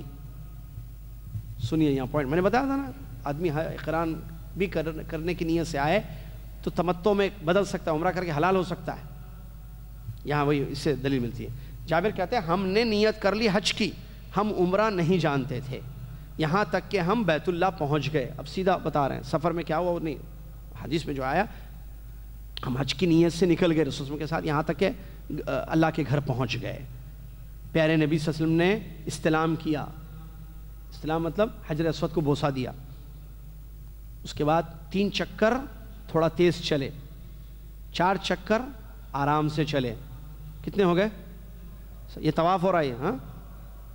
اس کے بعد مقام ابراہیم کے پاس گئے اور قرآن کی آیت پڑھی، وَاتَّخِذُوا مِن مَقَامِ إِبْرَاهِيمَ مُصَلًّى، جس کا معنی ہوتا ہے کہ مقام ابراہیم کو نماز پڑھنے کی جگہ بنانا۔ پھر اپنے اور خانہ کعبہ کے درمیان مقام ابراہیم کو رکھا، اپنے اور خانہ کعبہ کے درمیان مقام ابراہیم کو رکھا، یعنی اس کے پیچھے نماز پڑھی۔ میرے والد کہتے ہیں، جابر کہتے ہیں، میرے والد کہتے ہیں کہ نبی صلی اللہ علیہ وسلم 2 رکعت میں قل هو اللہ احد، قل یا ایھا الکافرون کے علاوہ کچھ اور پڑھے، یہ ہمیں نہیں معلوم، یہی پڑھے، ٹھیک ہے۔ چلیے، اس کے بعد نماز پڑھ لیے، یعنی طواف ہو گیا، اور اس کے بعد مقام ابراہیم پر آپ صلی اللہ علیہ وسلم نے یہ 2 رکعت نماز پڑھی، جس میں سورہ کافرون اور سورہ اخلاص، یہ تو معلوم ہے آپ، یہ وہی حدیث سے تھا۔ اس کے بعد پھر وہاں گئے، نماز کے بعد کہاں گئے؟ پیارے نبی صلی اللہ علیہ وسلم استلام کرنے کے لیے حجر اسود، پھر اس کو استلام کیا، بوسہ دیا اس کو، یہ عام تو سنت ہے، لوگوں کو نہیں معلوم ہے یہ۔ اس کے بعد نماز کے بعد بھی پہلے تو کیے نا طواف کے دوران، لیکن 2 رکعت مقام ابراہیم کے پاس جو پڑھے اس کے بعد بھی استلام حدیث سے ثابت ہے، یہی حدیث ہے وہ۔ چلیے، پھر نبی صلی اللہ علیہ وسلم دروازے سے نکلے صفا کی طرف، ظاہر بات اس زمانے میں دروازہ تھا ہوگا وہاں، جو حدیث میں ذکر ہے، آج تو نہیں ہے۔ صفا کی طرف گئے، پیارے نبی صلی اللہ علیہ وسلم صفا کی طرف گئے، صفا پر چڑھے، کیونکہ وہ پہاڑ تھا، آج بھی ایسے ہے تھوڑا سا چڑھنے کا حصہ، یہاں تک کہ بیت اللہ کو دیکھا، اللہ کے گھر کو، قبلہ رخ ہوئے اور اللہ کی توحید کو بیان کیا، اللہ کی بڑائی بیان کی، اور یہ پڑھا لا الہ الا اللہ وحدہ لا شریک لہ لہ الملک ولہ الحمد وہو علی کل شیء قدیر لا الہ الا اللہ انجز وعدہ ونصر عبدہ وہزم الاحزاب وحدہ، یہ دعا پڑھے۔ پھر اس کے بعد دعائیں کی، مانگا اللہ تعالیٰ سے، اور 3 مرتبہ ایسے ہی کیا، یہ دعا پڑھی، یہ جو دعا ہے ابھی ہم نے پڑھی لا الہ الا اللہ، یہ 3 مرتبہ پڑھے اور دعائیں کی۔ پھر مروہ کی طرف نازل ہوئے، یعنی اترے مروہ کی طرف، یہاں تک کہ جب بطن وادی پر پہنچ گئے تو دوڑے، جہاں گرین لائٹس لگائے گئے ہیں آپ کے، وہ اس کے بارے میں ذکر ہو رہا ہے یہاں، دوڑے یہاں تک کہ مروہ پہنچ گئے، دوڑے، پھر اس کے بعد بطن وادی کا جو علاقہ تھا وہاں دوڑے، اور اس کے بعد پھر چلے خالی، یعنی وہ گرین لائٹ لگا دی گئی ہے، اس کے بعد خالی چلے، عام چال جو چلن ہوتی ہے، چل کر مروہ پہنچے، اور مروہ پر وہی کیا جو صفا پر کیا تھا، ٹھیک ہے۔ یہاں تک کہ جب آخری چکر ہو گئی مروہ کی، طواف کا آخری طواف یعنی چکر کو کہتے ہیں، آخری چکر ہوئی مروہ پر، تو آپ نے یہ فرمایا وہاں مروہ پر، لو انی استقبلت من امری مستدبرت لم اسق الہدی وجعلتها عمرہ فمن کان منکم لیس معہ ہدی فلیحل ولیجعلها عمرہ۔ مروہ پر پہنچنے کے بعد، 7ویں چکر ختم کرنے کے بعد، نبی صلی اللہ علیہ وسلم نے فرمایا، مجھے اگر پہلے معلوم ہوتا تو میں ہدی کا جانور اپنے ساتھ نہیں لاتا اور عمرہ کر لیتا، تو تم میں سے اے صحابہ جو اپنے ساتھ جانور نہیں لائے ہیں وہ حلال ہو جائیں اور عمرہ کر لیں، یعنی اس کو عمرہ بنا دیں، ختم۔ دیکھیے نیت بدلی نہ صحابہ کی، جو جانور نہیں لائے وہ حلال ہو کر عمرہ۔ تو یہ سن کر سراقہ بن مالک بن جعشم رضی اللہ عنہ کھڑے ہوئے اور فرمایا، اے اللہ کے رسول صلی اللہ علیہ وسلم، کیا یہ ہمارے لیے ہے یا ہمیشہ یا اس سال ہمارے اس سال کے لیے ہے یا ہمیشہ کے لیے ہے کہ عمرہ جو جانور نہ لائے اور عمرہ کر کے حلال ہو جائے؟ میں نے بتایا تھا یہ مسئلہ، یہ وہی ہے، کون؟ سراقہ رضی اللہ تعالیٰ عنہ۔ تو نبی صلی اللہ علیہ وسلم نے ان کا جواب دیا، کیسے؟ فشبک رسول صلی اللہ علیہ وسلم اصابعہ، پیارے نبی صلی اللہ علیہ وسلم نے اپنی انگلیاں ایک دوسرے میں ملا دیں، ایسے جوڑ دیں، ملا دیں، اور کہا دخلت العمرۃ فی الحج، عمرہ حج میں داخل ہو چکا ہے، لا نہیں اس سال کے لیے نہیں ہے، بل لابد ابد، ہمیشہ کے لیے ہے، یہ نبی صلی اللہ علیہ وسلم نے بیان فرمایا۔ اس کے بعد کہتے ہیں علی رضی اللہ عنہ یمن سے نبی صلی اللہ علیہ وسلم کی اونٹنیاں لے کر آئے، علی رضی اللہ عنہ یمن سے نبی صلی اللہ علیہ وسلم کی اونٹنیاں لے کر آئے، تو آ کر دیکھا اپنی بیوی کو، کون ہے ان کی بیوی؟ فاطمہ، علی رضی اللہ عنہ کی بیوی بھائی، تو وہ حلال ہو چکی ہیں، اور انہوں نے وہ کپڑے پہنے، کون سے؟ خوشبو والے کپڑے پہن لیے، عطر والے، اور کیا کہتے ہیں آنکھوں میں سرما کحل انہوں نے لگا لیا ہے۔ تو یہ حالت دیکھ کر علی رضی اللہ عنہ ان کو ڈانٹنے لگے کہ کیا حلال کیوں ہو گئی تم؟ تو فاطمہ رضی اللہ تعالیٰ نے جواب دیا کہ میرے ابا نے مجھے حکم دیا صلی اللہ علیہ وسلم۔ تو علی رضی اللہ تعالیٰ عنہ پیارے نبی صلی اللہ علیہ وسلم کے پاس گئے فتویٰ لینے کے لیے، بیوی نے جو بات بیان کی، اور بتایا کہ اے اللہ کے رسول صلی اللہ علیہ وسلم، میں نے فاطمہ کو دیکھا کہ وہ حلال ہو گئیں اور عطر والے کپڑے، معطر کپڑے یا کحل وغیرہ انہوں نے لگا لیا، تو اللہ کے نبی صلی اللہ علیہ وسلم یعنی زینت انہوں نے اپنا لی جو حلال ہوتی ہے، تو میں نے ان کو ڈانٹا تو انہوں نے کہا کہ ابا جان نے مجھے حکم دیا ہے، تو نبی صلی اللہ علیہ وسلم نے فرمایا کہ صدقت صدقت، سچ کہا ہے فاطمہ نے، سچ کہا ہے فاطمہ نے، میں نے کہا ہے۔ اس کے بعد نبی صلی اللہ علیہ وسلم نے ان سے سوال کیا، کس سے؟ علی سے، تم جب حج کے لیے آئے عراق سے، یمن سے، تو تم نے کیا کہا؟ تو علی رضی اللہ عنہ کہتے ہیں اللہ کے رسول میں نے یہ کہا، اے اللہ میں وہ احرام باندھتا ہوں جو تیرے رسول صلی اللہ علیہ وسلم نے احرام باندھا ہے۔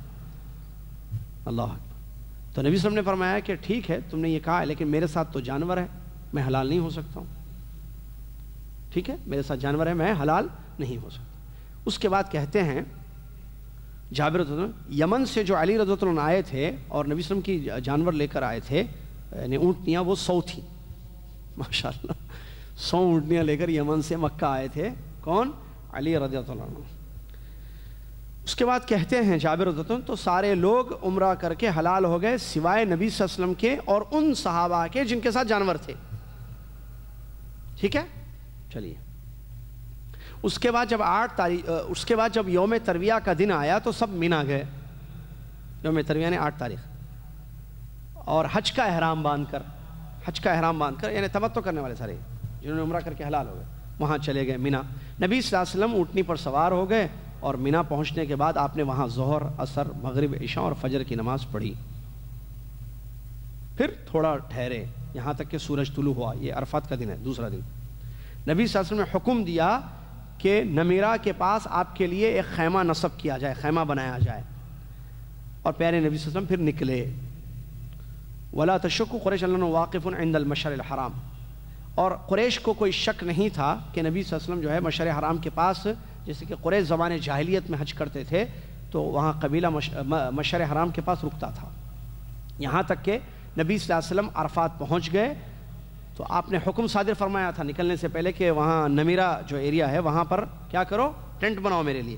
تو نبی صلی اللہ علیہ وسلم جب عرفات پہنچے تو آپ کا ٹینٹ تیار تھا، اس ٹینٹ میں جو نمیرہ کے پاس تھا علاقے، اسی لیے مسجد نمیرہ کہتے ہیں، اس میں پیارے نبی صلی اللہ علیہ وسلم داخل ہوئے، یعنی وہاں اترے، یہاں تک کہ جب سورج وہ ہوا کیا، ظہر کا وقت آیا، سورج اذا زاغت الشمس، یعنی سورج زوال کا وقت ہو گیا، اور اس کے بعد ظہر کا وقت داخل ہوا تو نبی صلی اللہ علیہ وسلم نے جو ہے اپنی اونٹنی پر کھڑے ہو کر لوگوں کو خطبہ دیا، اور خطبے میں یہ بات بیان فرمائی، بے شک تمہارا خون، تمہارا مال آپس میں ویسے ہی حرام ہے جیسے کہ یہ دن حرمت والا ہے، یہ شہر حرمت والا ہے، اور یہ بستی، یہ علاقہ حرمت والا ہے۔ سن لو، زمانے جاہلیت کی ساری چیزیں میں اپنے قدموں کے نیچے رونتا ہوں، اور زمانے جاہلیت کے جو خون تھے، خون کے آپس کے ایک دوسرے کا خون بہانا، اس کو بھی ختم کرتا ہوں، اور سب سے پہلے جس خون کو میں معاف کر رہا ہوں وہ ابن ربیعہ ابن حارث کا خون ہے، جو بنی سعد میں سو رہے تھے اور قبیلہ حذیل نے ان کو قتل کر دیا تھا، تو ہم اس کو معاف کر رہے ہیں، ختم، بدلہ نہیں لیں گے، سارے خون ختم۔ یعنی وہ ہوتا تھا کیا، ایک قبیلے والا دوسرے قبیلے والے کے ایک آدمی کو مارتا، وہ اس کے آدمی کو مارتا، یہ چلتے تھے مسئلے۔ تو نبی صلی اللہ علیہ وسلم نے فرمایا کہ ابن ربیعہ جو ہمارے خاندان کا ہے، جس کو قتل کر دیا تھا بنو حذیل نے، ہم اس کے خون کو معاف کر رہے ہیں۔ اسی طریقے سے نبی صلی اللہ علیہ وسلم نے فرمایا کہ زمانے جاہلیت کے سارے سودی جو کاروبار تھے، میں اپنے قدموں کے نیچے رونتا ہوں، اس کو ختم کر رہا ہوں، آج سے کوئی سودی معاملہ نہیں ہوگا۔ نبی صلی اللہ علیہ وسلم نے فرمایا آگے، سب سے پہلے عباس ابن عبد المطلب کا جو سود تھا زمانے جاہلیت کا پہلے کا، اس کو ہم ختم کر رہے ہیں، اب ساری چیزیں ختم، فَإِنَّهُ مَوْضُوعٌ كُلُّهُ۔ اس کے بعد نبی صلی اللہ علیہ وسلم نے فرمایا، اے لوگو، اللہ سے ڈرو اپنی عورتوں کے بارے میں، اس لیے کہ تم نے اللہ کی امانت سے ان کو لیا ہے، اور اللہ کے کلمے سے پڑھ اللہ کا نام لے کر تم نے ان کی شرمگاہوں کو حلال کیا ہے، لہٰذا تم اللہ سے ڈرو۔ اور نبی صلی اللہ علیہ وسلم نے فرمایا اس کے بعد، اور تمہاری بیویوں کو یہ جائز نہیں ہے کہ تمہارے گھر میں ان لوگوں کو جگہ دیں جن کو تم پسند نہیں کرتے ہو، اور اگر ان لوگوں نے ایسے کیا، یعنی تم کسی کو پسند نہیں کرتے ہو اور گھر میں انہوں نے بلایا ہے اس کو، تو تم ان کو مارو، لیکن ایسا نہ مارنا کہ جس سے زخم ہو جائے، ٹھیک ہے، یعنی مار ایسی مارو، ہلکی مار مارو، کیونکہ انہوں نے تمہاری نافرمانی کی، تمہاری مطلب ناپسندیدہ لوگوں کو گھر میں جگہ دی ہے، بلایا ہے گھر میں، یا آئے دروازہ کھولا ہے ان کے لیے، اور ان عورتوں کا کھانا یا ان کا کپڑا بہتر طریقے سے تم پر واجب ہے کہ کھلاؤ، جو تم کھاتے ہو ان کو کھلاؤ، جو تم پہنتے ہو کپڑا بہتر طریقے سے ان کو پہناؤ۔ اس کے بعد نبی صلی اللہ علیہ وسلم نے فرمایا، یہ خطبہ ہے نبی صلی اللہ علیہ وسلم کا، خطبے میں باتیں ہو رہی ہیں، عرفات کا خطبہ۔ نبی صلی اللہ علیہ وسلم نے فرمایا کہ میں دو چیزیں میں ایک ایسی چیز تمہیں چھوڑ کر جا رہا ہوں، اگر تم تھامے رکھو گے تو کبھی گمراہ نہیں ہوگے، اور وہ ہے اللہ کی کتاب۔ اس کے بعد فرمایا کہ اے میرے ساتھیو، اے میرے صحابہ، اللہ تعالیٰ تم سے میرے بارے میں پوچھنے والا ہے، تم کیا جواب دو گے؟ تو صحابہ نے فرمایا ہم گواہی دیں گے کہ آپ نے پورا دین پہنچا دیا، ادا کر دیا اور ہماری خیر خواہی کی۔ نبی صلی اللہ علیہ وسلم نے اپنی انگشت شہادت کو آسمان کی طرف اٹھایا اور لوگوں کی طرف اشارہ کیا اور کہا اے اللہ تو گواہ رہنا، اے اللہ تو گواہ رہنا۔ 3 مرتبہ نبی صلی اللہ علیہ وسلم نے یہ بات بیان فرمائی۔ خطبہ ختم ہو گیا، اس کے بعد اذان ہوئی، پھر اقامت ہوئی، ظہر کی نماز آپ صلی اللہ علیہ وسلم نے پڑھی، پھر اقامت کہی گئی، پھر نبی صلی اللہ علیہ وسلم نے عصر کی نماز پڑھائی، اور اس کے درمیان کوئی نماز نہیں پڑھی، یعنی سنت نہیں پڑھے ظہر اور عصر کے بیچ میں، ٹھیک ہے۔ اس کے بعد نبی صلی اللہ علیہ وسلم اپنی اونٹنی پر سوار ہو گئے، یہاں تک کہ موقف یا مزدلفہ کو کہتے ہیں، مزدلفہ کا نام ہے موقف۔ پیارے نبی صلی اللہ علیہ وسلم موقف آئے، یعنی مزدلفہ آئے، اور اس کے بعد اپنی اونٹنی کو فجعل بطن ناقۃ القصوى الى الصخرة وجعل حبل المشاة بين يديه، بہرحال نبی صلی اللہ علیہ وسلم جو ہے قبلہ رخ ہو گئے، چلتے گئے، فلم یزل واقفا، نہیں یہ حتی اتى الموقف، نبی صلی اللہ علیہ وسلم کھڑے ہو کر جو ہے وہاں اونٹنی پر سوار ہو کر جب مزدلفہ پہنچ گئے، نہیں یہ مزدلفہ کا نہیں، عفواً وہ جو موقف تھا، عفواً موقف جو ہے وہ مزدلفہ نہیں ہے، وہ دعا کرنے کی جگہ نبی صلی اللہ علیہ وسلم عرفات ہی کے میدان میں، جبل عرفات کے پاس کا علاقہ ہے وہ، وہاں نبی صلی اللہ علیہ وسلم پہنچے، اور پہنچ کر قبلہ رخ ہو کر نبی صلی اللہ علیہ وسلم مسلسل دعا کرنے لگے جب تک کہ سورج غروب نہیں ہو گیا۔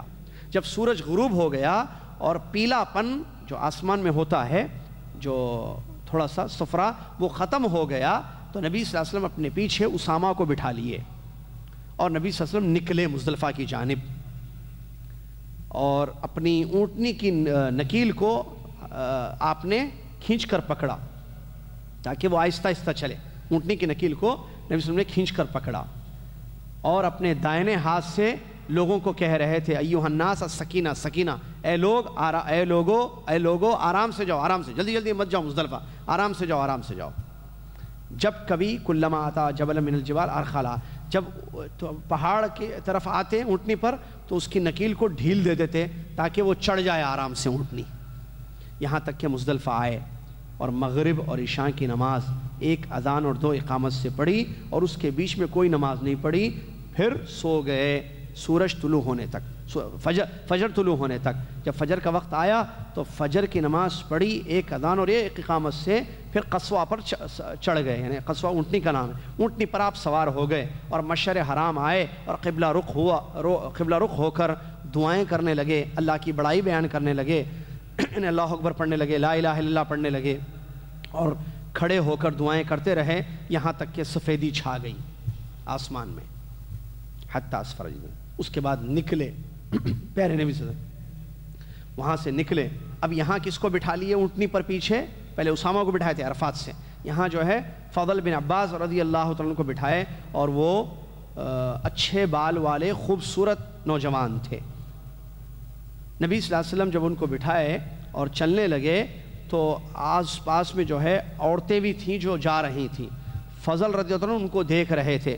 نبی صلی اللہ علیہ وسلم اپنے ہاتھ کو فضل کے چہرے پر رکھ کر پلٹ رہے تھے، ادھر اس طرف پلٹے، ایک دوسری طرف پلٹے تو اس طرف بھی عورتیں تھیں، ان فضل رضی اللہ عنہ جو ہے وہاں ان عورتوں کو دیکھنے لگے، نظر پڑی دیکھنے لگے، تو نبی صلی اللہ علیہ وسلم نے ان کے چہرے کو پھر پھیر دیا اس طرف۔ اس کے بعد آگے گئے، بطن محصر پہنچے تو تھوڑی سی حرکت دی، یہاں تک کہ جمرے کبرا تک پہنچ گئے، بڑے جمرے تک، یعنی منی، اور بڑے جمرے کے پاس آ کر آپ نے 7 کنکریاں ماری، اور ہر کنکری پر آپ نے اللہ اکبر پڑھا، اور جو کنکریاں ماری وہ تقریباً خذف، یہ کہتے ہیں چنے کے دانے کے برابر تھیں۔ اور اس کے بعد نبی صلی اللہ علیہ وسلم رمى من بدن وحده ثم انصرف الى المنحر، اس کے بعد کیا کہتے ہیں اس کو، جہاں جانور ذبح کرتے ہیں، منحر، مسلخ، وہاں پر نبی صلی اللہ علیہ وسلم تشریف لے گئے اور لے جا کر اپنے ہاتھ سے 63 63 اونٹنیوں کی قربانی دی.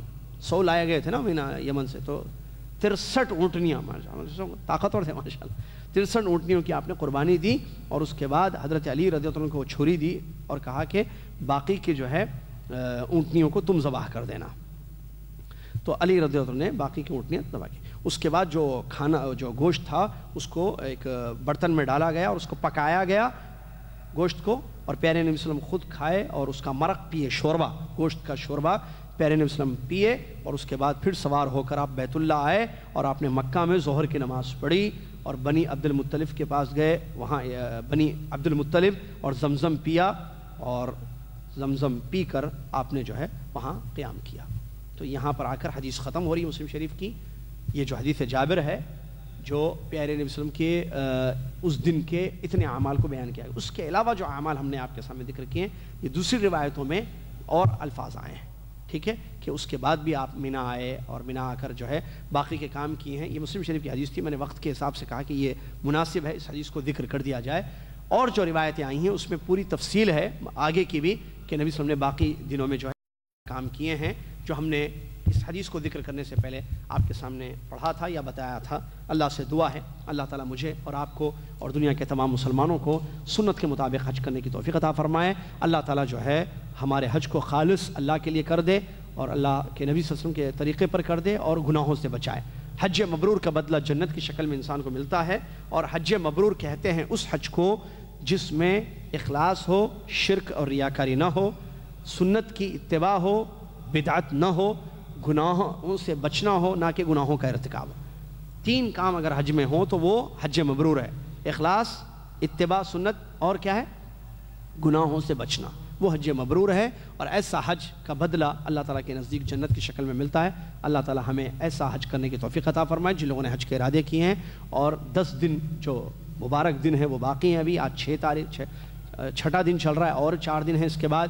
لہٰذا ان دنوں کو غنیمت سمجھتے ہوئے زیادہ سے زیادہ نیکیاں کرنے کی اللہ تعالیٰ ہم سب کو توفیق عطا فرمائے. آمین. جزاکم اللہ خیر. اس پورے دورے میں آپ شریک رہے. انشاءاللہ حج کے بعد ایک نئے دورے کا انشاءاللہ آغاز ہوگا اور اس کی تفصیلات آپ کو جمعے میں یا خطبے کے ترجمے ہوتے ہیں ان ترجموں میں بعد میں عید کے بعد آپ کو بتا دیا جائے گا. اللہ تعالیٰ ہمارے بیٹھنے کو ہمارے سننے کو قبول فرمائے اور علم نافع عمل صالح کی توفیق عطا فرمائے. جانے سے پہلے اپنی حاضری دے کر اور آپ کے لیے جو پینے کی چیزیں رکھی گئی ہیں کچھ ناشتہ وہ آپ لیتے جائیں. جزاکم اللہ خیر. سبحانک اللہم کفرۃ المجلس پڑھ لیں. سبحانک اللہم وبحمدک اشہد ان لا الہ الا انت استغفرک واتوب الیک. آج مسجد عزیزیہ میں خطبے کا جمعہ ہوگا, صرف ترجمہ ہوگا, مغرب کا درس نہیں ہوگا. جزاکم اللہ خیر. السلام علیکم ورحمۃ اللہ وبرکاتہ. اور ایک